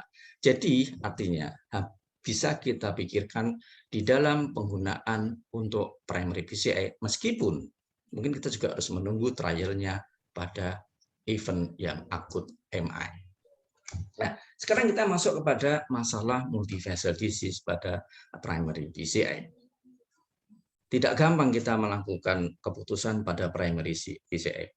Dan hampir 30-50% pasien STEMI itu memberikan presentasi gambaran angiografinya itu multivessel disease. Tidak hanya one vessel disease yang kita mengerjakan infarct related artery saja kemudian selesai. Tapi 30-50% itu pasien STEMI dia akan mempresentasikan koroner angiografinya itu multivessel disease. Nah, multivessel disease ini mempengaruhi mortalitas pada 1 tahun ke depan. Sehingga bagaimana kita melakukan strategi penanganannya pada pasien acute infarct, kemudian kita lakukan emergency angiografi. Nah, setelah dilakukan emergency angiografi, ketemulah multivessel disease. Kita kerjakan infarct related artery saja, culprit only saja, atau cuma kita buka. Nah, mari kita lihat satu-satu di sini. Di sini memang banyak studi ya, dari PRAMI, kemudian CVL-PRIT, PRAGIU 13, DANAMI, TRIMULTI, compare akut, bahkan sampai meta-analisisnya, bahkan sampai komparasinya pun sudah keluar sebetulnya rekomendasinya. Rekomendasi-rekomendasi itulah yang mungkin nanti akan dicantumkan di dalam guideline. Jadi kita lihat satu persatu. Di dalam PRAMI trial ini adalah randomized trial preventive angioplasty in myocardial infarct. Jadi pasien-pasien yang akut infarct, kemudian dia dilakukan angiografi, kemudian didapatkan multivessel disease, prevensi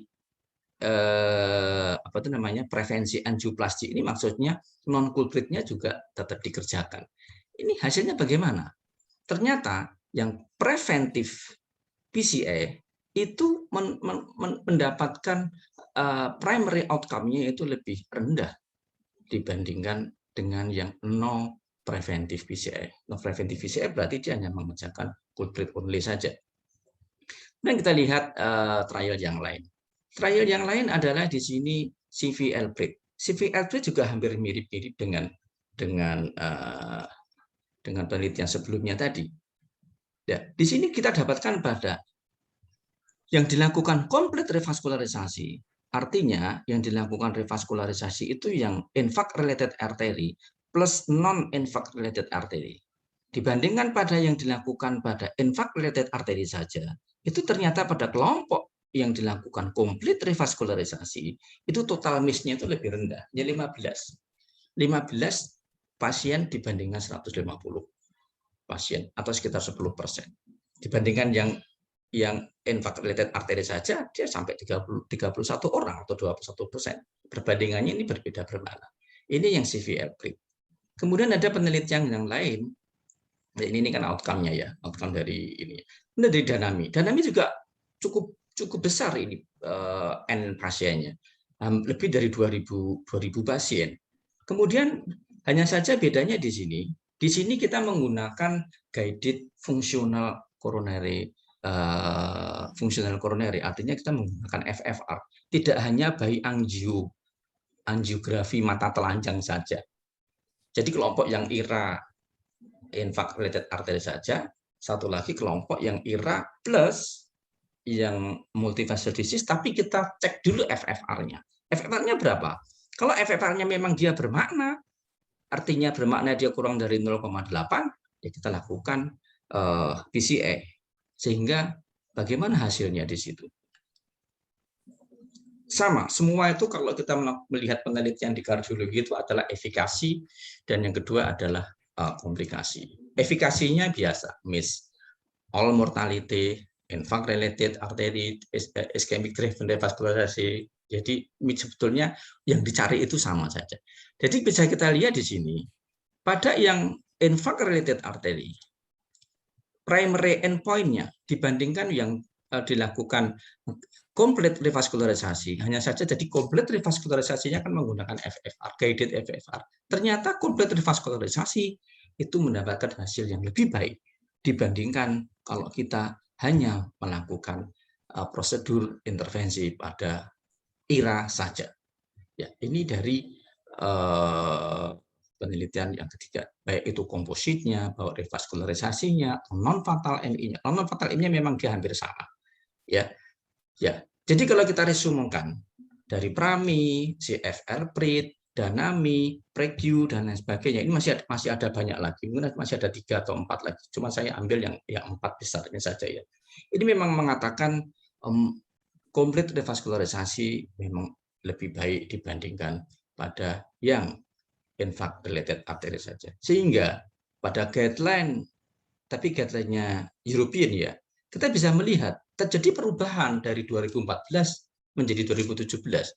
Kalau 2014 mengatakan primary PCI should be limited to the culprit vessel, exception of cardiogenic shock, persistent ischemic after PCI of the supposed culprit lesion.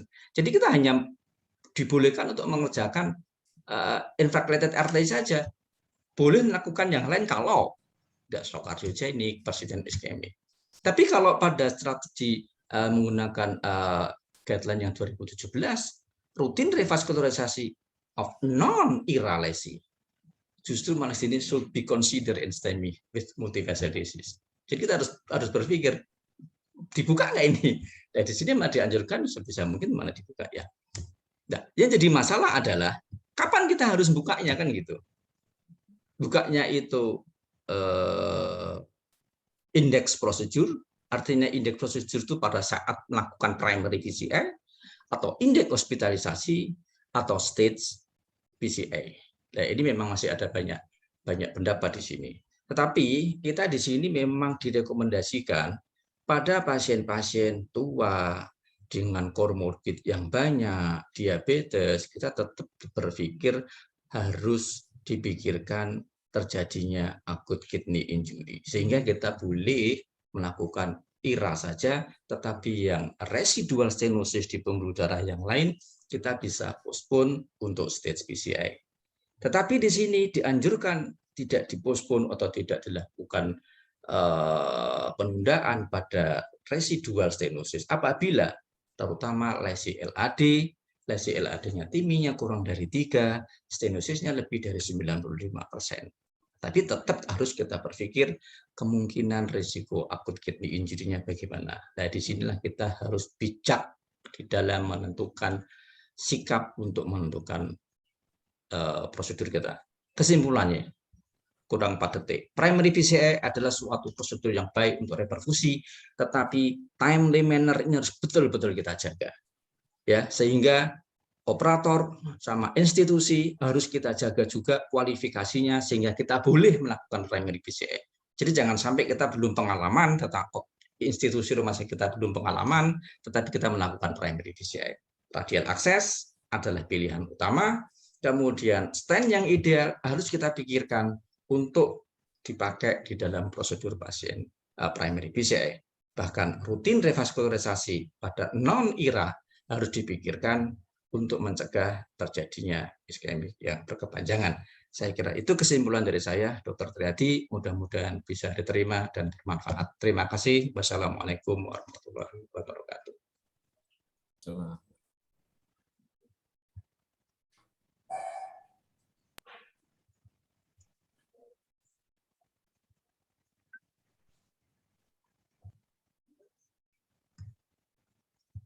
Halo? Ya, ini sudah selesai ya untuk paparan dari Dr. Nahar. Ini kita masuk ke forum. What defines a leader? Dari sponsor, maaf dok, tunggu sebentar ya. A leader thinks and acts differently. A leader believes good enough is not good enough. A leader knows what matters most. what matters most in selecting a stent. One that gives confidence down the road, ensuring patient safety and optimal lasting clinical outcomes. For acute performance and long-term outcomes in PCI, your stent choice matters. Do you choose a stent that provides unmatched consistency for optimal procedural outcomes? A stent with proven performance for lesions of any complexity or in patients with a range of challenging comorbidities. But more importantly, a stent that helps give patients a better quality of life. Reach for a stent with unparalleled outcomes that last far beyond the intervention. Reach for Xience, because your stent choice lives with them.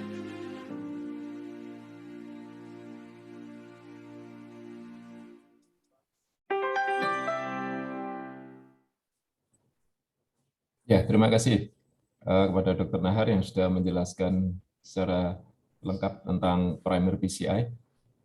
Karena waktu sudah mendesak, jadi untuk diskusi ini tersisa waktu kurang lebih 15 menit saja.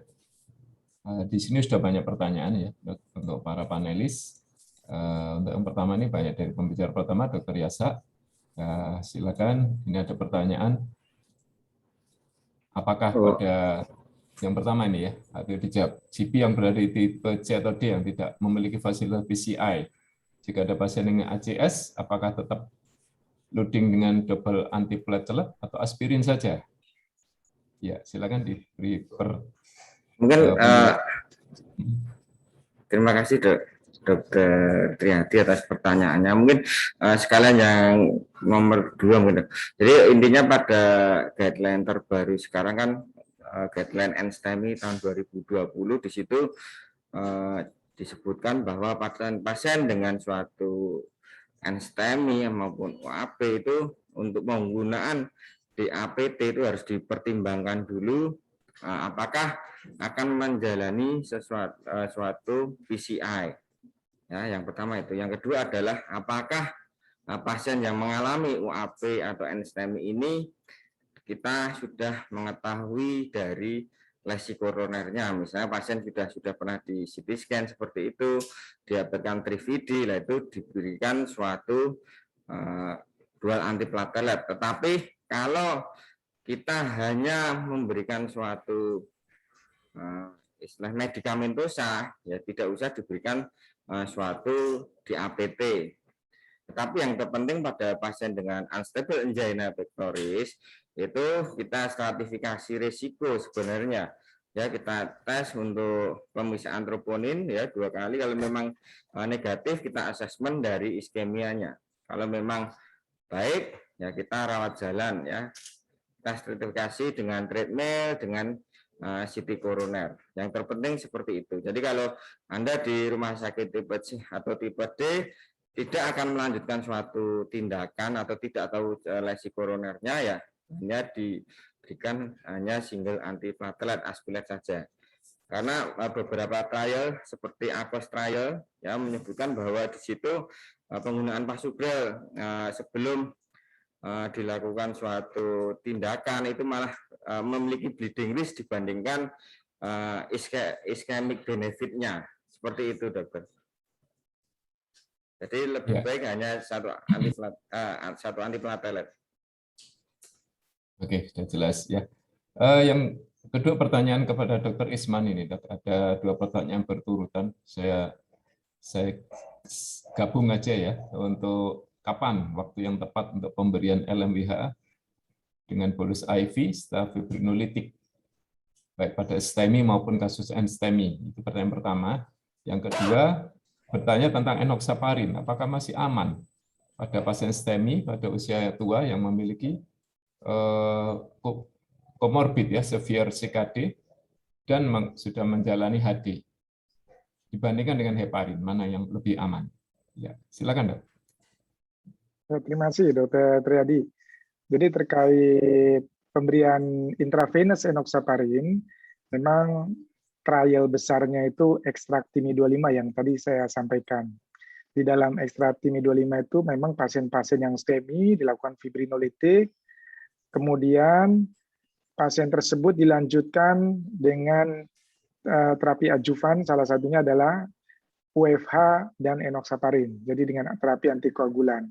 Dan enoxaparin yang diberikan dari ekstraktomi 25 tersebut adalah secara intravenous, baik UFH maupun enoxaparin. Untuk enoxaparin intravenous di awal, lalu kemudian dilanjutkan tiap 2 hari subkutan yang diberikan dengan dosis 30 mg. Berapa lama? Dari studi tersebut 10% diberikan 15 menit setelah selesai fibrinolitik, dan sebagian besar 80% pada studi tersebut dalam 30 menit, ya. Setelah 30 menit diberikan bolus 0,3 cc, jadi bukan 0,6 atau 30 mg saja. Dan perlu diperhatikan tadi menyambung berikutnya, kita harus melihat juga fungsi ginjal. Jadi kalau creatinine clearance-nya kurang dari 30, kita harus adjusted dose ya untuk yang pemberian 60 mg tersebut. Jadi harus, kalau masih di atas 30 masih bisa diberikan. Jadi pertimbangan usia dengan creatinine clearance itu juga perlu dipikirkan. Jadi adjusted dose, ya, penyesuaian dosis diperlukan pada pasien-pasien dengan usia tua, pada pasien yang STEMI maupun pada pasien yang non-STEMI. Mungkin itu Dr. Triadi dari saya. Ya, terima kasih Dr. Isman, sudah jelas jawabannya. Yang ketiga dari ada 2 penanya ya kepada Dr. Nahar, langsung aja saya gabung ya. Yang disebut recent STEMI itu berapa lama sejak onset dan kapan diperbolehkan PCI pada yang recent STEMI tersebut ya. Jadi berapa lama onsetnya dan kapan PCI-nya. Kemudian ini ada satu curhat juga dari GP di dekat Jogja ini, Dok. Jadi dokter IGD di rumah sakit daerah jaraknya 1,5 sampai 2 jam dari RSUP Sarjito, mungkin di Solo ya. 2 jam ini dari Sarjito, itu bisa ke barat, bisa ke timur. Kalau timur bisa dari Solo. Sering melakukan fibrinolisis di IGD karena pada pasien STEMI tidak ada fasilitas PCI. Ya. Dan tidak memungkinkan segera merujuk ke PCI center terdekat. Dalam hal ini Rumah Sakit Sarjito. Bagaimana tindak lanjutnya? Silakan Dr. Nahar. Ya, terima kasih Dr. Triadi. Dari siapa tadi ya penanyanya ya? Tentang reason itu. Yang pertama tidak ada namanya, Dok. Yang kedua Dr. Farhan. Ya. Kalau kita melihat terminologi yang tertulis, kita kadang-kadang kita harus menulis diagnosis dengan betul kan ya. Apalagi di sini ada Dr. Firman, Dr. Esman kok Dr. Firman ganti nama tuh saya mesti bikinin nasi kuning nanti. Bikin diagnosis itu kan kita sesuai dengan ICD-10 ya. ICD-10 itu di sana mengatakan itu hanya akut sama old. Kalau akut itu less than 20 XDs. Kalau old itu dia sudah lebih dari 28 hari. Kalau recent itu sebetulnya terminologi yang dibikin kita sebagai seorang klinikus. Mungkin yang disebut sebagai recent itu dia sudah lebih dari onsetnya untuk dilakukan fibrinolitik, ataukah dia mungkin hari kedua, hari ketiga. Nah, tetapi yang lebih penting adalah kapan kita diperbolehkan untuk PCI, primary PCI. Tadi sudah saya katakan, kalau kita bisa melakukannya kurang dari 12 jam, itu sangat outcome-nya lebih bagus sekali, karena memang dia indikasinya kelas 1A kan gitu. Tapi kalau onsetnya itu sudah lebih dari 12 jam, itu indikasinya dia akan turun menjadi 1C.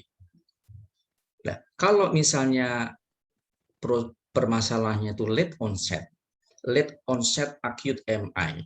Late onset acute MI itu kita sebetulnya masih ada tempatnya untuk melakukan revaskularisasi dengan intervensi koroner perkutan apabila 1. masih ada simptom angina. 2. ada gangguan kelistrikan, misalnya total AV block. Yang ketiga, dia memang hemodinamik tidak stabil, mungkin hipotensi, bahkan shock kardiogenik atau akut lung-ödem. Hari ketiga, hari keempat masih boleh kita lakukan. Hanya saja evidence mengatakan bahwa kalau kita melakukan late onset, PCI pada late onset, itu memang menurunkan angka kematiannya itu tidak bermakna. Kita tidak bisa menurunkan angka kematian. Kita nanti hanya akan bisa memperbaiki simptomatik dan quality of life. Mortality-nya tidak kita perbaiki. Pertanyaannya boleh nggak? Boleh kita lakukan. Nah, pertanyaan selanjutnya adalah, bagaimana kalau kita itu tidak dekat dengan PCI center atau rumah sakit yang kapabel PCI? Itu bagaimana? Inilah perlunya kita membuatkan suatu networking revaskularisasi pada acute myocardial infarct. Sebetulnya kalau kita bisa membuat networking yang baik, itu tidak harus primary PCI. Saya baru mencoba di Jogja ini untuk mengembangkan strategi revaskularisasi dengan farmakoinvasif. Jadi teman-teman sejawat yang jaga di UGD, Anda punyanya apa? Trombolitik. Oh, udah trombolitik aja. Toh Anda kirim ke tempat kami, mesti butuh waktu lebih dari 120 menit. Belum aktivasi tim cath lab. Aktivasi tim cath lab di tempat kami itu masih sekitar 90 sampai 120 menit. 1 jam lah. 1 jam itu baru datang timnya. Sehingga kalau dari tempat Anda dikirim ke tempat PCI capable center, itu waktunya nanti lama. Sehingga harus kita kembangkan adalah di community base ini adalah strategi farmakoinvasif. Trombolitik dulu. Kalau trombolitik berhasil baik, ya sudah, diinformasikan kepada rumah sakit yang bisa melakukan PCI. Dokter Triadi, aku mau ngirim pasien pasca fibrinolitik sukses. Sekarang misalnya, ya oke, nggak apa-apa, kirim sekarang. Besok saya kerjakan. Dokter Triadi baru memimpin sebagai moderator. Kan besok dielektifkan, boleh. Justru seperti itu. Tapi kalau ini fail, ya sudah, fail berarti harus dikerjakan pada saat ini. Pada saat sekarang juga kan, dalam waktu 2-3 jam. Jadi yang perlu kita kembangkan, mumpung di sini juga mungkin saya minta tanggapan dari Dr. Esman Ferdos selaku Ketua PPPRKI, bagaimana kita meningkatkan target revaskularisasi. Kalau kita hanya mengandalkan primary PCI, saya kira kita masih butuh waktu yang lama. Mungkin itu jawaban saya, Dr. Triadi. Kalau Dr. Esman mau menambahi, terima kasih sekali. Silakan Dr. Isman. Nah, ini bahasan yang bagus ini untuk teman-teman di daerah. Silakan, Dok. Ya, jadi kalau memang tadi udah disampaikan oleh Dr. Nahar ya, kalau misalkan STEMI nggak ada fasilitas cath lab, ya harus di fibrinolitik. Walaupun cath lab-nya cuma 100 meter dari rumah, kalau ada demo di situ sehingga terhambat nggak bisa ke rumah sakit tersebut, ya di fibrinolitik. Sering di harapan kita kan rumah sakit jantung tuh di Selipi ya. Terus ada rumah sakit Pelni ya, itu sekitar berapa ya, nggak nyampe 3 kilo, itu kan deket banget ya. Tapi ketika ada demo, ada apa, harus di fibrinolitik di sana, karena tertahan, nggak bisa untuk dirujuk pasien misalkan. Jadi fibrinolitik masih menjadi apalagi di negara kita, Dokter Nahar ya, masih menjadi hal yang harus dikuasai oleh teman-teman dokter umum untuk memberikan pertolongan revaskularisasi.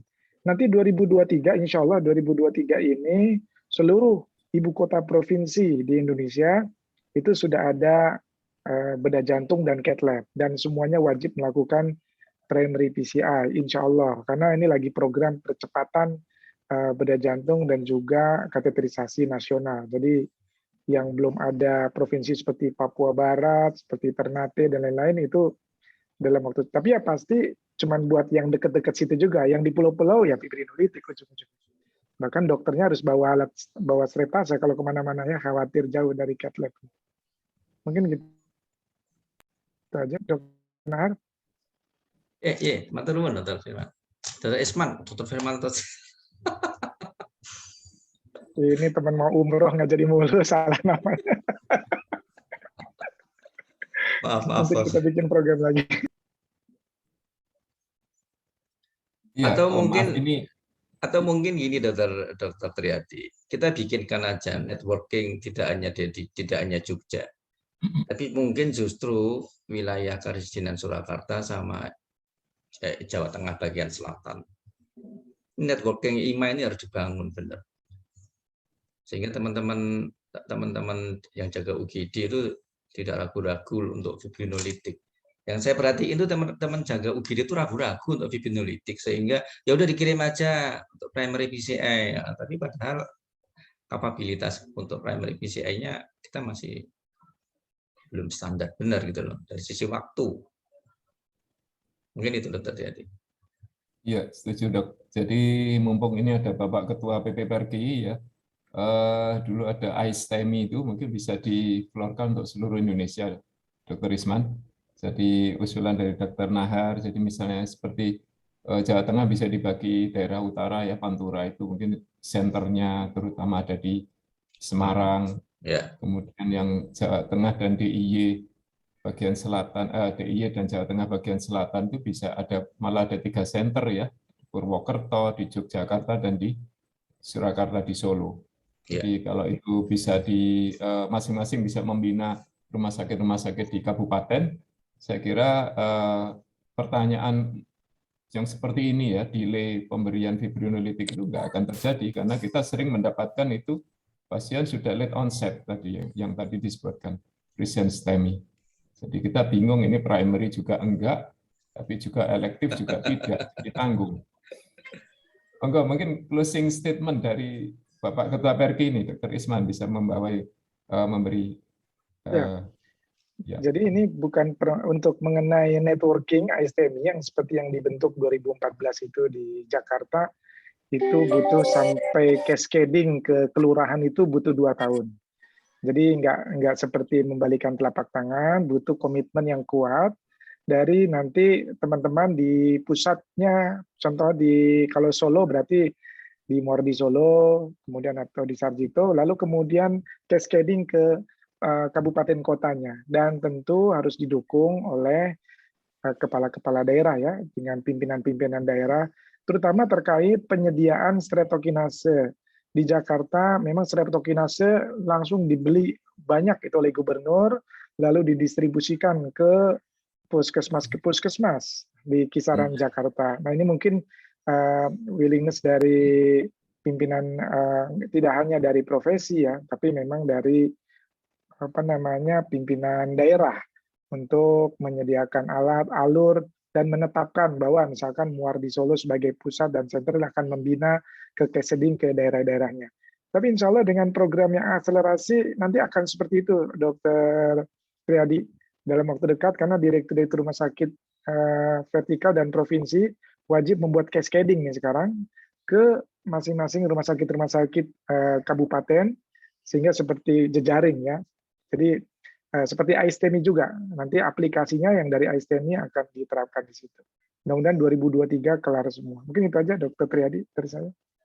Ya, terima kasih. Ya, insya Allah semoga bisa terlaksana. Ini tadi dari panitia sudah mengingatkan, waktu kita sudah lewat 5 menit.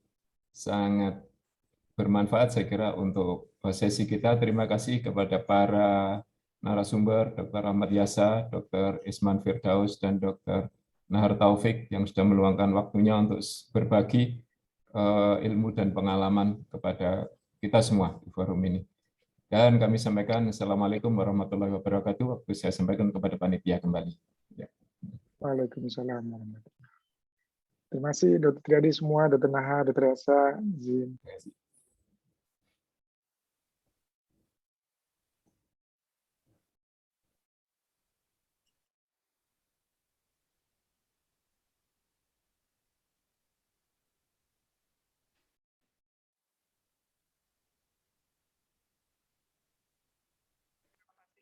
Kepada Dr. Triadi Nugraha, spesialis jantung dan udara konsultan, yang sudah membawakan sesi ke-6 dengan sangat menarik sekali, dan juga terima kasih kepada para pembicara, juga sponsor PT Dexa Medica, dari Sanofi, PT Aventis Pharma, dan juga PT Ebet Produk Indonesia. Dan untuk partisipan yang berbahagia, jangan lupa jangan kemana-mana hingga akhir acara, karena kita nanti di akhir acara akan membagikan hadiah yang sangat menarik. Kita akan bagikan smartwatch untuk penanya yang beruntung, dan juga akan ada pengundian 1 buah grand prize, 1 buah air purifier yang akan kita